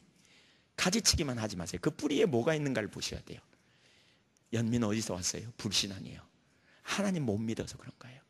그걸 회개하셔야 돼요. 그리고 하나님을 신뢰하는 고백을 하는 거예요. 하나님이면 충분하다고. 하나님이 저를 가장 좋은 길로 인도하시고, 하나님이 저를 가장 완전한 길로 인도하실 것을 신뢰한다고 고백하고 가는 거예요. 구체적으로. 시기질투가 여러분에게 있다. 시기질투의 뿌리에 뭐가 있는가를 봐야 돼요. 나를 세우려는 거죠. 주님 앞에 회개하고 돌이키는 거죠. 그러면서 상대편을 중심에 축복해요. 축복해요. 그 시기질투한 거 용서해달라고 그러고, 상대편이 진짜 잘 되기를 위해 집중적으로 기도하고, 그러면서 자기 저 밑바닥에 있는 뿌리, 내가 나를 세우려는 것, 내가 나를 세우려는 것, 그건 옛소리예요. 여러분, 옛 자아예요. 그걸 거절하세요. 하나님, 저는 이걸 제가 거절합니다. 하나님, 저는 하나님이 저와 함께 있는 걸 제가 원합니다. 주님, 제가 이 땅에서 쓰임받든 쓰임받지 않든 주님이 저와 함께 하심이 제 삶의 최고의 만족이고 기쁨입니다. 그리고 주님을 찾기 시작해 보세요. 주님 안에서 안식이 있고요, 주님의 기쁨이 우리 안에 넘쳐요. 이렇게 가야 돼요. 실제적인 치유와 회복이 바로 여기 있어요. 많은 경우에 뿌리만 다뤄서, 가지치기만 하니까 안 변해요. 중심에 안 변해요. 십자가 앞에 가서 자기를 부인해야 돼요. 내 옛 자아의 통치권을 끊어내야 돼요. 그놈이 나에게, 내 옛 자아가, 아담적 본성이 나에게 그 영향력을 행사했던 것, 그 뿌리 속을 뒤져가지고 뿌리부터 캐버려야 돼요. 그리고 주님께 대체하는 거예요.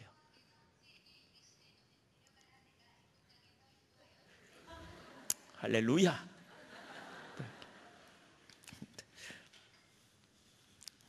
아멘. 실제적인 자리로 가야 돼요. 사실 집중적으로 그런 문제를 다뤄야 돼요, 여러분. 하나님 앞에서 우리가 서는 게 뭔지. 내적 치유 아무리 많이 해도요, 바로 이 자리에 가야 돼요. 이 자리에. 결국 이 자리에 가야 해결이 돼요. 내적 치유를 왜 하냐? 이 자리로 가는 게 잘 안 돼서. 상처가 있으니까 반작용으로 그런 게 많아가지고 잘 안 돼서 그러는데, 치유를 받으면 이제 이 자리로 가야 돼요. 그 뿌리를 캐버려야 돼요. 그리고 그리스도께 쳐서 복종시키는 자리로 가는 거예요. 물론 이때 중요한 게 하나님 찾으면서 가야 가능한다 그랬죠. 은혜가 거치면 옛사람이 다시 나와요. 여러분 안에 누가 주인인가 보세요. 옆에 사람 한번 보세요. 누가 주인인가. 주님이 주인이에요? 자아가 주인이에요? 네.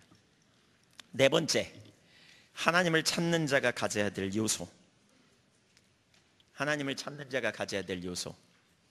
이사야 55장은 하나님의 초청에 대해서 반복적으로 이렇게 하시면서 아주 중요한 개념을 우리에게 말해요. 여기 아주 중요한 개념이죠. 그게 뭐냐?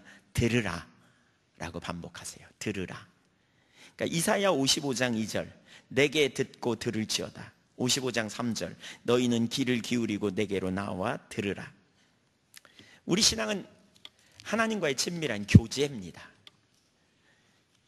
교제입니다. 그리고 그 하나님과 동행하면서 인도를 따라 살고 실제적으로 교제 가운데 사는 것이 우리의 신앙입니다. 그래서 하나님의 말씀을 듣는 것은 대단히 중요합니다. 예수님께서도 자신과 우리와의 관계를 목자와 양의 비유를 통해서 어떻게 해야 되는지를 가르쳤는데요. 요한복음 10장 14절, 나는 선한 목자라, 나는 내 양을 알고 양도 나를 아는 것이 라고 표현하고요. 요한복음 10장 15절, 아버지께서 나를 아시고 내가 아버지를 아는 것 같이 나는 양을 위하여 목숨을 버리노라 라고 말합니다. 그러면서 10장 27절에 내 양은 내 음성을 들으며 나는 그들을 알며 그들은 나를 따르느니라. 10장 4절 후반부에 목자가 앞서가면 양들이 그의 음성을 아는 거로 따라온다 라고 표현하고 있어요. 우리들이 하나님께로부터 듣는 것은 우리 신앙의 모든 면에서 가장 중요하고 필수적인 요소라고 할 수 있어요. 실제로 우리 신앙에 있어서 정말 중요한 게 하나님의 말씀을 듣는 거예요. 어제도 그저께 나눴죠. 출애굽기 29장에서 하나님이 성소를 지으라 그러고 거기서 내가 너희와 만나리라 그랬는데, 만나는 게 뭐라고요? 말씀을 듣는 거라고요. 말씀을 성령의 조명으로 깨닫게 되는 거죠. 그래서 우리가 말씀을 듣는, 주님과 만나는 게 그거예요. 기록된 하나님의 말씀을 우리가 많이 암송하고 또 말씀을 부지런히 읽고 중요하죠. 그렇게 할 때 어떤 순간, 필요한 순간에 성령께서 우리 가운데 깨닫게 해주시는 거죠. 성령의 조명으로 말씀을 깨닫게 하시죠. 듣게 하시는 거죠. 그래서 내게 주시는 음성으로 들려지는 거죠. 그게 순간순간 깨달음으로 오는 하나님의 말씀이 겸손하도록, 때로는 담대하도록, 때로는 죄를 깨닫게 하셔서 돌이키도록 하시기도 하고. 그래서 우리 신앙이 하나님과 친밀한 교제가 되려면 정말 중요한 게 바로 이렇게 하나님 말씀을 듣는 것이다 라고 할 수 있어요. 신명기 30장 15절부터 20절은 우리 신앙의 본질을 잘 다루는 부분인데요. 거기 신명기 30장 20절 좀 읽어보면 이렇게 말합니다. 그러니까 내 하나님 여호와를 사랑하고 그의 말씀을 청종하며 또 그를 의지하라. 그는 내 생명이시요 내 장수이시니 여호와께서 내 조상 아브라함과 이삭과 야곱에게 주리라고 맹세하신 땅에 내가 거주하리라. 네. 그러니까 여기 이 구절에 이렇게 말하죠. 그 앞부분에 보면 하나님이 생명과 사망과 복과 저주를 두었다 그러면서 너와 내 자손이 살기 위하여 생명을 택하라 이렇게 말씀하시면서 이렇게 뭐라 그러냐면 하나님을 사랑하고 그의 말씀을 청종하고 그를 의지하라. 그분이 생명이다. 이렇게 말하고 있어요. 그러니까 하나님의 말씀을 들으라, 청종하라 라는 단어는 그의 목소리를 청종하라 이 말이에요. 그의 목소리를 청종하라. 그래서 대부분의 영어 성경이 그렇게 번역하고 있어요. 하나님과의 인격적인 친밀한 관계 속에서 그분으로부터 듣는 거예요. 그렇죠?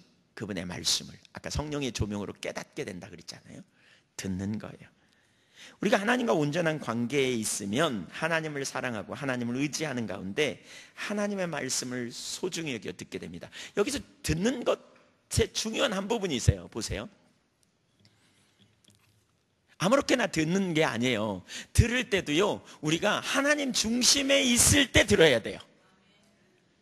자기 중심에 있을 때 들으면요 부담스러워요. 에이, 그렇게 살아야 되나? 또는 이렇게 살면 안 되는데, 그러다가 원위치해요.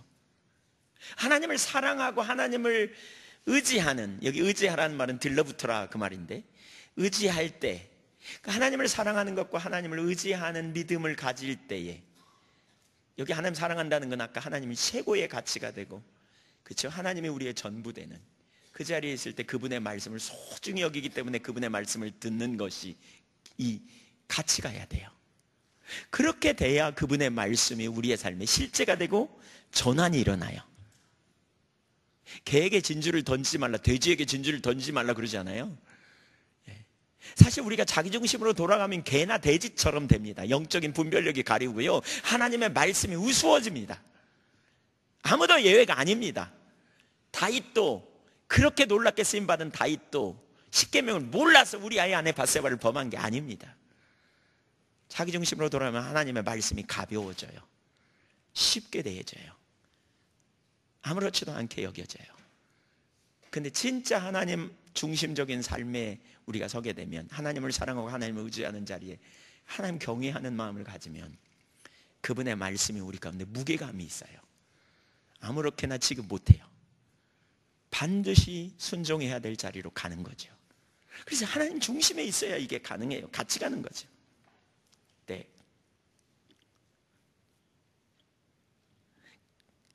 본질에서 떠나면 그래서 말씀을 듣지 않고요, 수많은 종교적인 의식이 있음에도 불구하고 하나님 말씀을 듣지 않아요. 그래서 심판받아요. 그게 예레미야 시대였어요. 예레미야 7장 13절을 보면 이렇게 말하고 있어요. 여호와의 말씀이니라. 이제 너희가 그 모든 일을 행하였으며 내가 너희에게 말하되 새벽부터 부지런히 말하여도 듣지 아니하였고 너희를 불러도 대답하지 아니하였노라. 23절. 오직 내가 이것을 그들에게 명령하여 이르기를 너희는 내 목소리를 들으라. 그리하면 나는 너희 하나님이 되겠고 너희는 내 백성이 되리라. 너희는 내가 명령한 모든 길로 걸어가라. 그리하면 복을 받으리라 하였으나. 여기 중요한 한 가지 문제가 있죠. 우리가 하나님을 떠나면요, 말씀을 듣지 않아요. 순종 못한다는 거예요. 듣는 것이 부담스럽다 그랬죠. 그러다 보니까 하나님의 말씀보다 자기 꾀를 해요. 자기 꾀, 자기 길, 자기 방법, 이걸 대체시켜요. 그래서 예레미야 7장 24절 읽어볼까요? 시작. 그들이 순종하지 아니하며 귀를 기울이지도 아니하고 자신들의 악한 마음의 꾀와 완악한 대로 행하여 그 등을 내게로 돌리고 그 얼굴을 향하지 아니하였으며. 네, 안악한 대로 행했다는 거예요. 예, 26절에 보면 너희가 나에게 순종하지 아니하면 귀를 기울이지도 아니하고 목을 굳게 하며 너희 조상들보다 악을 더 행했다. 하나님을 떠나면 우리는 하나님의 말씀을 가볍게 해요. 자아가 왕노릇한다 그랬어요. 그래서 욕망을 따라 사는 거예요. 자기 욕망을 따라 사는. 그래서 이사야 55장 2절에 아까 우리가 읽은 그 구절에 그 카리스 주석에 이렇게 말했더라고요. 그러니까 풍성한 영적 양식을 값없이 얻을 수 있는데 어찌하여 먹지도 못할 양식을 위해 비싼 값을 지불하느냐. 그러니까 너희가 어찌하여 양식 아닌 것을 위해 수고하느냐 그거죠. 그러면서 너희는 내게 들으라. 너희가 그러면 좋은 것을 먹을 것이다. 그러니까 들으면 좋은 것을 먹는다 이랬어요. 근데 먹지도 못할 양식을 위해 비싼 값 지불하느냐, 이렇게 곧 인본주의로 행하냐는 거죠. 그러면서 좋은 것을 먹고 기름 것으로 즐거움을 얻는 비결은 주님께 듣는 것이라고 이렇게 말하면서 이 구절을 카리스 주석에서 이렇게 말해요. 내게 듣고 들을지어다. 그리하면 좋은 것을 먹을 것이며. 이 말은 원문 직역을 하면 부지런히 나를 들으라.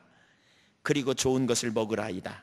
여기서 후자는 전자의 결과를 나타낸다. 그러니까 무슨 얘기예요? 좋은 것을 먹는 것은 하나님의 말씀을 들을 때 오는 결과라는 거죠. 그 결과로 온다는 거죠. 그러면서 이렇게 말해요. 인생의 비극은 하나님의 음성을 청종하지 않고 각종 인간적인 목소리에 귀를 기울이는 데서부터 시작된다. 하나님을 청종한다는 것은, 이분이 딱 이걸 이 학자가 구별해 놨어요. 악한 정욕과 교만을 부추기는 모든 소리들로부터 귀를 막고 오직 하나님의 말씀에 순종한다는 뜻을 내포한다. 제가 자꾸 얘기하죠. 누가 통치하느냐. 예수님이 이 땅에 오셔서 회개하러 천국에 왔다. 하나님이 통치하신다는 거예요. 누가 여러분을 통치하느냐예요. 이 싸움이에요, 사실 우리 안에. 우리가 주님의 음성을 들으려면요, 주님을 사랑하는 자리에 있어야, 하나님 중심적인 자리에 있어야 그분의 말씀을 듣고 그분의 말씀을 생명처럼 여겨 전부를 걸고 갈 수 있는데, 자기 중심으로 돌아가면 자기 소리를 들어요. 변호하고 합리화하고 여러 가지 이유를 대고 핑계대고. 그래서 결국 주님과 동행하는 게 아니에요. 중요한 건 마음이죠. 그렇죠? 그래서 이사야 55장 3절에 너희는 귀를 기울이고 내게로 나와 들으라. 그리하면 너희 영혼이 살리라. 들으면 산다는 거예요. 뭐가요? 영혼이 살아, 영혼이. 그러니까 하나님의 말씀이 우리를 살린다는 거죠. 그래서 성경에 참 재밌는 건데, 여기 시간이 없어서 그거 못 찾아보겠지만, 여러분 보세요. 하나님이 이스라엘 백성들을 회복시키실 때요, 말씀을, 회복을 약속하시면서도 뭐라 그러냐, 그 전에 뭘 하시느냐, 하나님을 찾도록 하세요. 그러니까 회복시키시면서 약속을 주시면서 하나님 찾게 해요. 왜냐하면요, 하나님의 말씀을 아무리 들어도 하나님 안 찾고 자기 중심에 있으면 그 말씀이 우습게 여겨진다니까요. 그래서 중심에 안 돌이켜요. 그래서 우리가 하나님 찾는 게 중요해요. 저나 여러분이나. 우리가 자기 중심에 있으면 하나님 말씀 아무리 듣고 하나님이 여러분에게 개인적으로 아무리 통치하셔도, 말씀을 보내셔도 안 들어요. 우습게 얘기해요. 시편 107편 20절인가요? 거기 보면 이렇게 말하고 있어요. 하나님은 그 백성에게 유경에서 말씀을 보내어서 건져내시는도다. 위험한 상황에 말씀을 보내 건져요. 근데 자기 중심에 있으면 말씀이 와도 안 들어요. 새벽부터 부지런히 보냈어도 안 들었다 그러잖아요. 그러니까 우리가 하나님 찾아야 돼요. 여러분, 우리의 회복은 하나님 말씀이 우리 가운데 옴으로 회복이 일어나거든요. 아멘. 이제 뒤에 조금 있다 나오지만, 근데 그러려면요, 뭐가 있어야 되냐면요, 우리가 하나님 찾아야 민감해지고 하나님 중심에 있고, 하나님 중심에 있어야 그 말씀이 저와 여러분을 비로소 끌고 가기 시작해요. 그래야 전환이 일어나요. 그래야 실제가 돼요. 그러니까 하나님의 말씀을 들으려면 사실 되게 중요한 게 바로 하나님을 찾는 앞부분에, 하나님 찾는 자리에 있어야 그 일이 일어나요. 그래서 아까 제가 나눴지만 회개하는 일, 버리는 일부터 해야 된다니까요. 회개하고 조정하고 중심에, 자기 중심에 있는 것을 회개하고 그 뿌리에 뭐가 있는가를 다루고, 그리고 주님의 말씀을 들어야 돼요. 이게 안 다루는 채로 주님의 말씀을 듣는다고 앉아 있어 보세요. 주님이 주셔도 모를 거요. 자기 중심에서 판단해가지고 아닌 것 같은데 이렇게 버려버려요. 그래서 무엇보다 하나님 찾는 게 중요해요.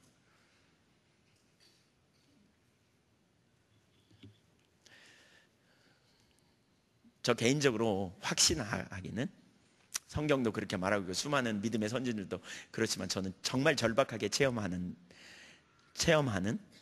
확신하기는, 제가 예언교회에서 강력하게 지금 하나님이 우리에게 하나님 찾으라고 하신다, 이 부분을 나눴거든요. 최근에 지난 주일날도 저녁에도 이런 부분 가지고 이렇게 강력하게 나누기도 하고, 최근에 하나님 명백하게 그 부분을 말씀하시는데, 하나님 안 찾으면요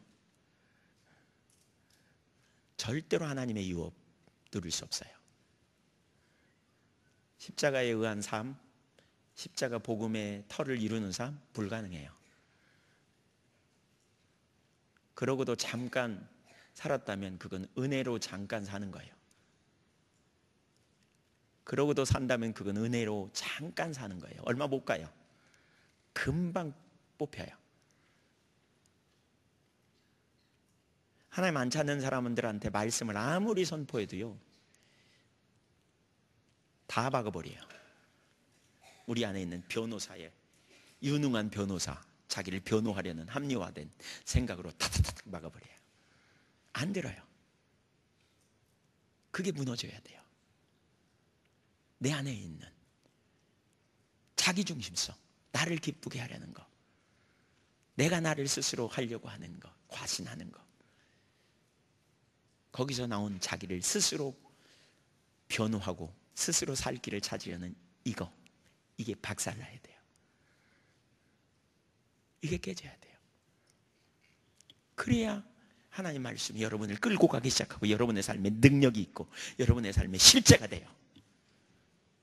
그래야 여러분 안에 있는 온갖 세상적인 추악한 더러운 유치한 옛사람의 소리들이 잠잠해져요. 이길 능력이 있어요. 이게 깨져요. 하나님의 얼굴을 구하는 이 삶으로 가야 돼요. 바리새인들 누구보다 성경 잘 알았어요. 그러나 우리가 많이 들으셨죠? 요한복음 5장 37절에 그들은 아무 때에도 하나님 음성을 듣지 못했다. 아무 때도 하나님 음성을 듣지 못했다. 하나님을 본 적도 없대. 만난 적도 없어요. 하나님 말씀이 그 속에 거하지도 않았대. 저도 그렇고 여러분도 그렇고 경험해 보셨잖아요. 안 해보셨나요? 말씀 많이 알고 뭔가 그냥 지식으로 아는 것 같아도 안 사라지잖아요. 해보셨죠? 바리새인들이 똑같았어요. 그들이 말씀이 몰라서 교만한 게 아니에요. 주님과 친밀한 인격적 교제 가운데 있지 않아서 그래요. 인격적 교제 가운데 있지 않아서. 하나님의 음성을, 하나님의 말씀을 듣는다고 할 때 중요한 한 부분은 하나님께 묻는 거죠. 묻는 거. 사실 하나님의 사람들은 하나님께 자꾸 물었죠. 내가 여호와께 바라는 한 가지 일, 그것을 구하리니 곧 내가 내 평생에 여호와의 집에 살면서 여호와의 아름다움을 바라보며 그의 성전에서 사모하는 그것이라. 예, 너무나 유명한 시죠. 다윗이 하나님 자신을 구하면서 나아가는 그 시 올려줘 보세요. 네, 빨리 치우지 말고요. 네. 내가 여호와께 바라던 한 가지 일, 그것을 구하리라. 원팅, 유일한 목적이 있어요. 하나님을 구하는 것. 그걸 평생에 내가 구할 거예요. 그 내용이 뭐냐? 여호와의 집에 사는 것, 하나님의 임재 안에 있는 것, 하나님의 아름다움을 보는 것, 하나님 알기를 구하는 것, 그의 성전에서 사모하는 것이다. 여기 사모하는 것이라는 말은요, 바카르라는 히브리어인데 조사하다 혹은 숙고하다라는 뜻을 가졌어요. 그러니까 묻는 거예요. 하나님께 묻는 거예요. 그러니까 하나님의 임재 가운데 있기를 사모하고 하나님을 알기를 구하고 하나님께 계속 길을 묻는 삶. 이게 다윗의 삶이었어요. 그걸 어떻게 했다고요? 유일한 목적으로 평생 그렇게 했다는 거예요. 이게 시편 27편 4절의 내용이에요. 두 가지 태도가 있어요. 평생 동안 내가 지금까지 이렇게 구했고 앞으로도 계속 구하는 유일한 일 한 가지 일. 그게 뭐냐? 하나님의 임재 가운데 있기를 원하고 하나님을 알기를 구하고 하나님께 묻는 거다. 그래서 믿음의 사람은 지속적으로 하나님 자신을 구하고 임재 가운데 있기를 갈망하고, 임재가 거치면 힘든다니까요. 돈이 없어 힘드는 게 아니고요, 임재가 거치면 힘든다니까요. 임재가 거치면. 그래서 하나님 찾는 거예요. 하나님 찾는 거예요. 하나님 갈망하는 거죠. 그리고 하나님께 물어요. 여러분, 하나님이, 우리가 하나님을 떠나면 나타나는 특징 중에 하나가 뭐냐면 말씀하지 않아요. 그렇죠? 아모스 8장 11절에 보면 그런 표현이 있잖아요. 기갈이 있다. 무슨 기갈이에요? 하나님 침묵하세요. 감동이 없어요. 왜냐하면 말해도 안 들으니까 더 이상 말씀하지 않아. 그래서 말씀의 기갈이 있어요. 아브라함의 일생을 제가 보면서, 그 삶을 보면서 진짜 놀라운 능력은 말씀이더라고요. 말씀. 아브라함이 하나님의 말씀만 들으면 삶이 그냥 팍 이렇게 바로 잡혀요. 그냥 어떤 때는 막 자기 아내를 누이동상이라고 했다가도 그냥 말씀만 들으면 그냥 팍 바로 잡히고, 어떤 때는 그냥, 그쵸? 하갈을 통한 이스마엘로 만족했다가 말씀을 들으면 그냥 정신 차려서 바른 길로 가고. 결국 말씀이 우리에게 생명인데, 그래서 우리가 하나님 중심에 있어서 그분의 음성을 듣는 것, 말씀을 듣는 것, 매우 중요한 것이지요. 네 번째, 하나님을 찾는 자에게 주시는 유업. 하나님을 찾는 자에게 주시는 유업. 하나님 찾는 자에게 유업이 있어요. 두 가지 유업인데, 첫째 개인의 회복이에요. 개인의 회복. 여기 2절을 보면 듣는 결과에 대해서 이렇게 말하죠.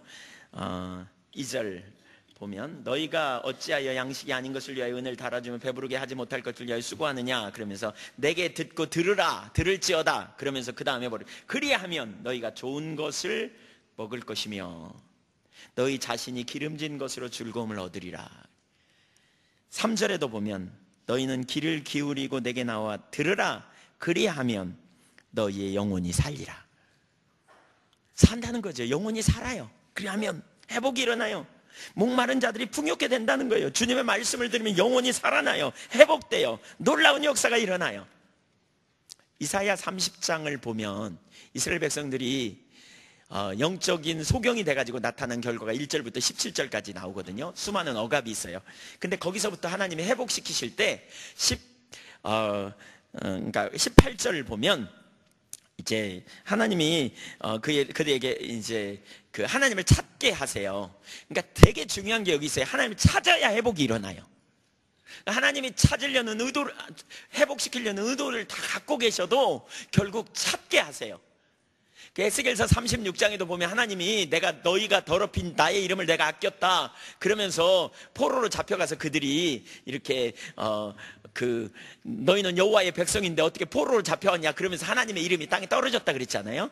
그래서 내가 너희를 거기서 불러내어 옛날 땅으로 데리고 가서 너희를 정결케 하고 깨끗게 하며 너희를 풍요케 할 것이다, 이런 약속을 쫙 주세요. 그러다가 37절에 뭐라 그러냐면 그리할지라도 이스라엘이 내게 이렇게 행하여 주시기를 구하여야 할지라, 이렇게 말하고 있어요. 저는 이걸 뭘로 보냐면요, 그렇게 약속을 붙들고 구하면서 무슨 일이 벌어지느냐, 회복이 일어나는 거예요. 그러니까 하나님 중심으로 전환되는 거죠. 하나님 찾으면 하나님 중심으로 가는 유익이 있어요. 그래서 중보기도가 중요하다는 게 그거예요. 여러분, 하나님 찾으면 어떤 문제나 어떤 약속을 붙들고 기도하다 보면 주님 만나고요, 주님 찾으면 하나님 중심으로 가고, 그때 비로소 우리가 뭐 하느냐, 받을 준비가 되는 거예요. 받을 준비가. 그러니까 이사야 30장 18절 19절도 그걸 말해요. 보세요. 그러나 여호와께서 기다리시나니 뭐라고요? 이는 너에게 은혜를 베풀려고요. 은혜를 베풀려 하신대. 하나님이 기다리신대. 은혜 주려고. 은혜 주려고 그런다니까요. 하나님이 하나님의 질투 때문에 당신의 백성들을 회복시키시고 교회를 회복시키시되 하나님이 은혜 주시려고 기다리신다니까요. 그러니까 뭐 하라고요? 찾으라고. 거기 뒤에 보세요. 이는 너희를 긍휼히 여기려 하심이라. 대저 여호와는 정의의 하나님이심이라. 그를 기다리는 자마다 복이 있도다. 시온에 거주하며 예루살렘에 거주하는 백성아, 너는 다시 통곡하지 아니할 것이라. 그가 내 부르짖는 소리로 말미암아 내게 은혜를 베푸시되 그가 들으실 때 내게 응답하시리라. 제가 볼 때 저는 이 구절을 읽어가면서 이게 생각이 나더라고요. 하나님을 찾으면 은혜를, 우리의 마음이 하나님 중심으로 바뀌어지고 그러면 받을 준비가 되잖아요. 그때 주님이 말씀하시면 소중히 여기고, 그때 우리가 전환하고, 그때 우리가 구체적으로 하나님 영광을 위해 살게 된 자를 가겠구나. 그렇게 하나님 찾으면 하나님 은혜를 부으세요. 그 첫 번째 은혜가 뭐냐? 20절 보세요. 20절 같이 읽어볼까요? 시작. 주께서 너희에게 환난의 떡과 고생의 물을 주시나 내 스승은 다시 숨기지 아니하리니 내 눈이 내 스승을 볼 것이며. 여기 환난의 떡과 고생의 물은 아직 환경적으로 태문이 열리는 게 아니에요. 감옥에서 먹는 수준의 기본적인 먹거리. 근데 굶기진 않아. 네. 그러면서 뭐냐? 내 스승을 숨기지 않는다. 스승은 모레카, 선지자들이라는 말입니다. 선지자가 뭐 하는 사람이에요? 말씀을 보내요. 그래서 21절 보세요. 너희가 오른쪽으로 치우치든지 왼쪽으로 치우치든지 내 뒤에서 말소리가 내게 들려 이르기를 이것이 바른 길이니 너희는 이리로 가라. 22절 또 너희가 너희 조각한 우상에 입힌 은과 부어 만든 우상에 올린 금을 더럽게 하여 불결한 물건을 던진같이 던지며 이르기를 나가라 하리라. 자기가 우상 만들었어요. 자기가 거기다 금을 입히고 은을 입혔어요. 하나님의 백성이. 근데 하나님의 말씀이 오다 보니까 이거 우상이구나, 이거 진짜 하나님 안 기뻐하는구나, 이걸 깨달았어요. 그래서 뭐예요? 자기가 금을 입히고 은을 입혀 소중히 여겼던 그걸 던져버린다는 거죠. 이거 나가라. 그리고 하나님 찾기 시작한다는 거예요. 말씀이 오는 게 첫 번째예요. 여러분, 돌이키지 않은 상태에서 말씀 보내보세요. 자기중심적인 자리에서 말씀 보내보세요. 그래야지요, 그렇게 해야 되는데 이러고 말 거예요. 왜 기도해야 되는지 보이세요? 왜 하나님 찾아야 되는지 보이세요, 여러분? 하나님 찾을 때 우리가 하나님 중심이 되고요, 하나님과 친밀한 교제 가운데 있게 되고, 영적인 민감함이 회복되고요, 분별력이 보이고요, 하나님의 길이 보이고요, 그때 우리 삶이 조정이 되고요. 그래서 우리 역대하 7장 14절도 그러잖아요. 내 백성이 겸비하여 처지를 인식하고. 첫 번째가 그거예요. 악한 길에서 떠나는 네 번째입니다. 순서상 우리말에는 그렇게 번역됐지만, 겸비하여 기도하면서 내 얼굴을 구하면 그때 뭐가 보여요? 하나님의 길이 보이니까 악한 길에서 떠나게 되는 거예요. 회복이 그렇게 일어나요. 겸비하면서, 애통하면서 하나님 앞에 얼굴을 구하며 찾아 나갈 때, 하나님의 얼굴을 구하며 찾아갈 때, 그때 주님의 길이 보이기 시작해. 그때 하나님 말씀을 주셔. 그러면 그 말씀이 소중해져. 그 말씀이 너무너무 중요해. 이 말씀이 아니면 안 돼. 그러니까 그것에 전부를 걸고 삶을 조정해 가는 거죠. 저도 그렇고 여러분도 그렇고 경험하시잖아요. 주님 안 찾으면 손살같이 자기 중심으로 가고 자기가 왕노릇하는 거 보시잖아요. 내가 옛사람이 나를 통치하면 그때는 하나님 말씀이고 뭐고 관심, 내 첫째 목적 그리 집중해버리니까 놓치는 거죠.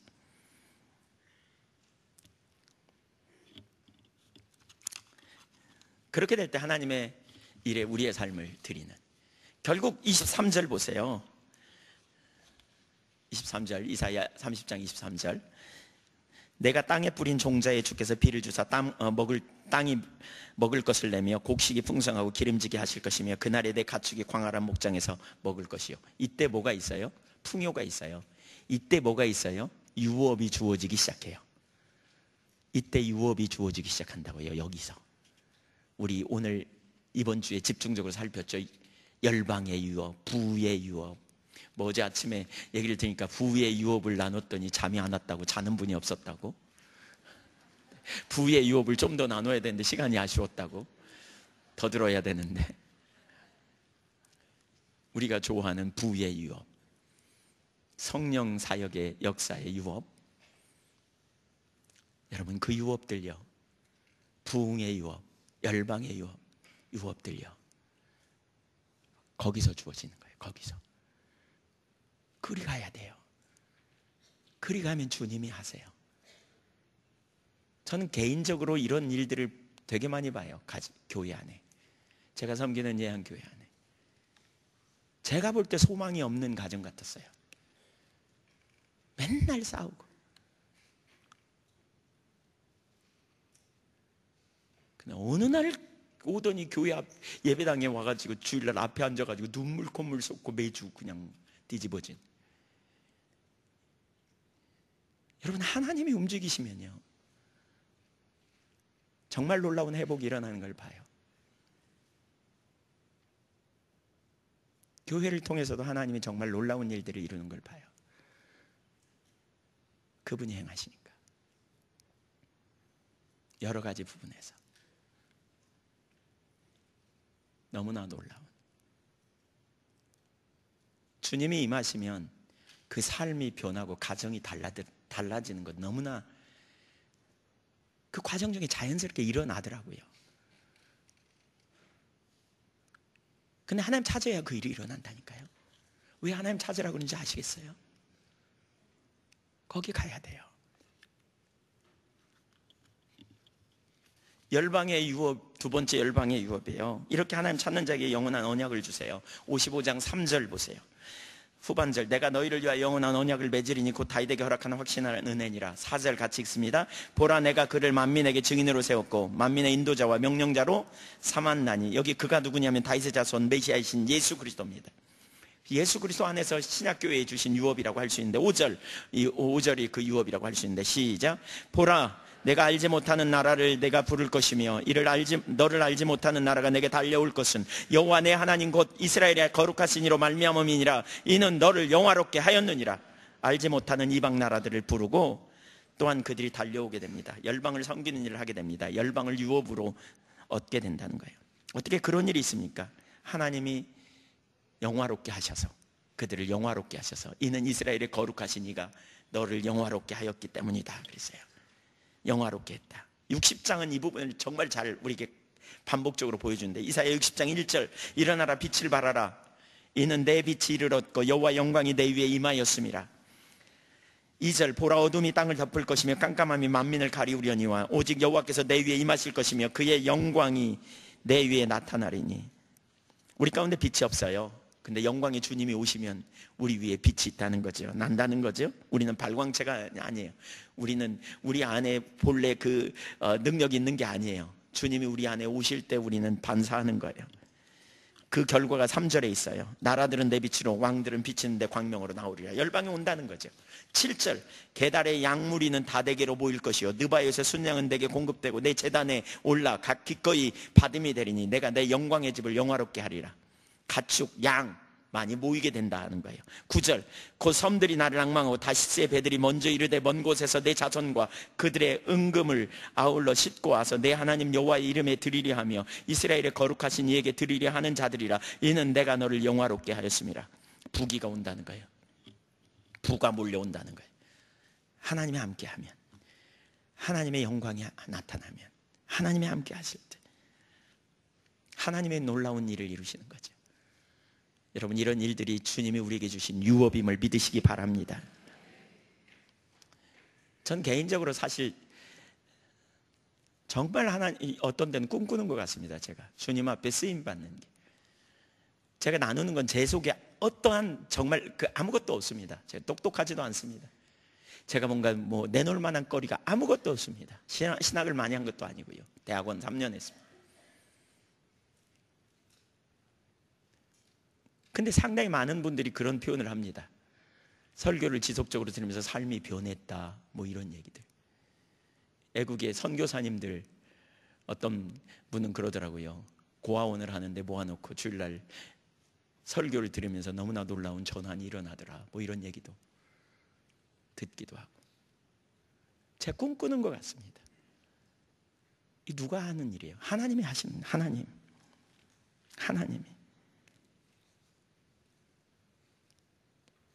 주님이 함께 하시면 거기 유업이 주어지고요, 주님이 능력으로 역사하실 때 너무나 놀라운 역사가 나타납니다. 우리 안에 답이 있지 않습니다, 여러분. 이런 이야기가 있어요. 온도 조절계인가 온도계인가. 여러분 온도계입니까 온도 조절계입니까? 온도계, 온도 조절계의 차이는 이런 게 있어요. 온도계는요, 방 안의 온도를 재는 거예요. 지금 몇 도인지. 그래서 온도계는 환경에 민감해요. 환경에 따라 움직였대요. 온도 조절계는요, 보일러 온도 조절계에 온도 맞춰놓으면요, 반드시 그 온도를 만들어요. 방을, 그 환경을 바꿔요. 우리 그리스도인이 누굽니까? 하나님의 유업이 있다는 게 뭡니까? 세상을 변화시키는 소금이 될 수 있는 가능성이 어디에서 가능합니까? 주님이 우리와 함께 하셔야 가능합니다. 주님이 저와 여러분과 함께 하시지 않으면 우리는 온도계입니다. 온도계. 뻑하면 넘어지고 뻑하면 뒤집어지고 혼돈에 빠지고 낭망하고 좌절하고 온도계 인생이에요. 주님이 우리를 향해 가지고 계시는 의도는 온도 조절계입니다. 저와 여러분을 통해 세상을 변화시키기 원하고요, 저와 여러분이 가는 곳마다 하나님의 길이 제시되고 하나님의 기준이 드러나고 환경이 변화되고 새로워지는 그런 자리로 주님이 우리를 바꾸기 원하신다고 믿습니다. 뭐가 문제입니까? 주님이 우리와 함께 하셔야 됩니다. 주님이 오셔야 합니다. 주님이 능력으로 우리 가운데 임하시면 그런 역사들이 우리 가운데 나타날 것입니다. 여러분, 주님 찾으면 오신다고 하셨어요. 주님이 함께 하셔야 죄를 이기고 세상을 이길 수 있어요. 경험해 보시잖아요? 안 되잖아요? 이렇게 제가 설교하지만 주님 찾는 거 소홀히 하고 주님의 은혜 가운데 거하지 않으면요, 쏜살같이 자기중심이 갑니다. 그럼 제 머릿속에 온갖 또 추잡한 생각, 추악한 생각, 너무나 그 유치한 생각을 제가 가지고 어쩌면 누군가를 시기 질투하고 어쩌면 내가 내 미래를 어떻게 살아볼까 초점 옆에 두고 진정한 마음으로 섬기기보다는 다른 사람을 이용해서 내 배를 채우고자 하는 자리로 쏜살같이 돌아갈 수 있다는 사실 전 너무너무 잘 압니다. 여러분도 비슷한 부류입니까? 저와 비슷한 과 손들어 보세요. 네. 그래서 우리에게는 예수님이 필요합니다. 그래서 우린 주님 찾아야 합니다. 제가 아까 서두에 그런 표현했죠. 선교에 오신 지 오래되신 분들에게 연민이 느껴진다고요. 헌신도 엄청나게 했는데 삶은 안 바뀌고 억압이 가득하고 조금도 변화가 없는, 제가 옆에서 볼 때 그런 분들이 꽤 있는 것 같아요. 누군지 말하지 않아도.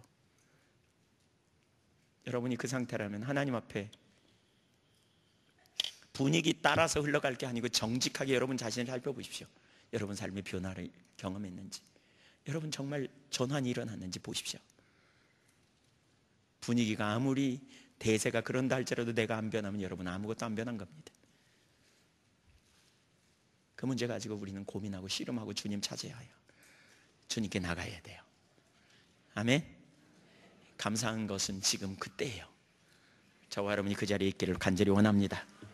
우리 같이 찬양 하나 하면서 하고 기도하겠습니다. 찬양팀 나오셔서 같이 찬양하겠습니다.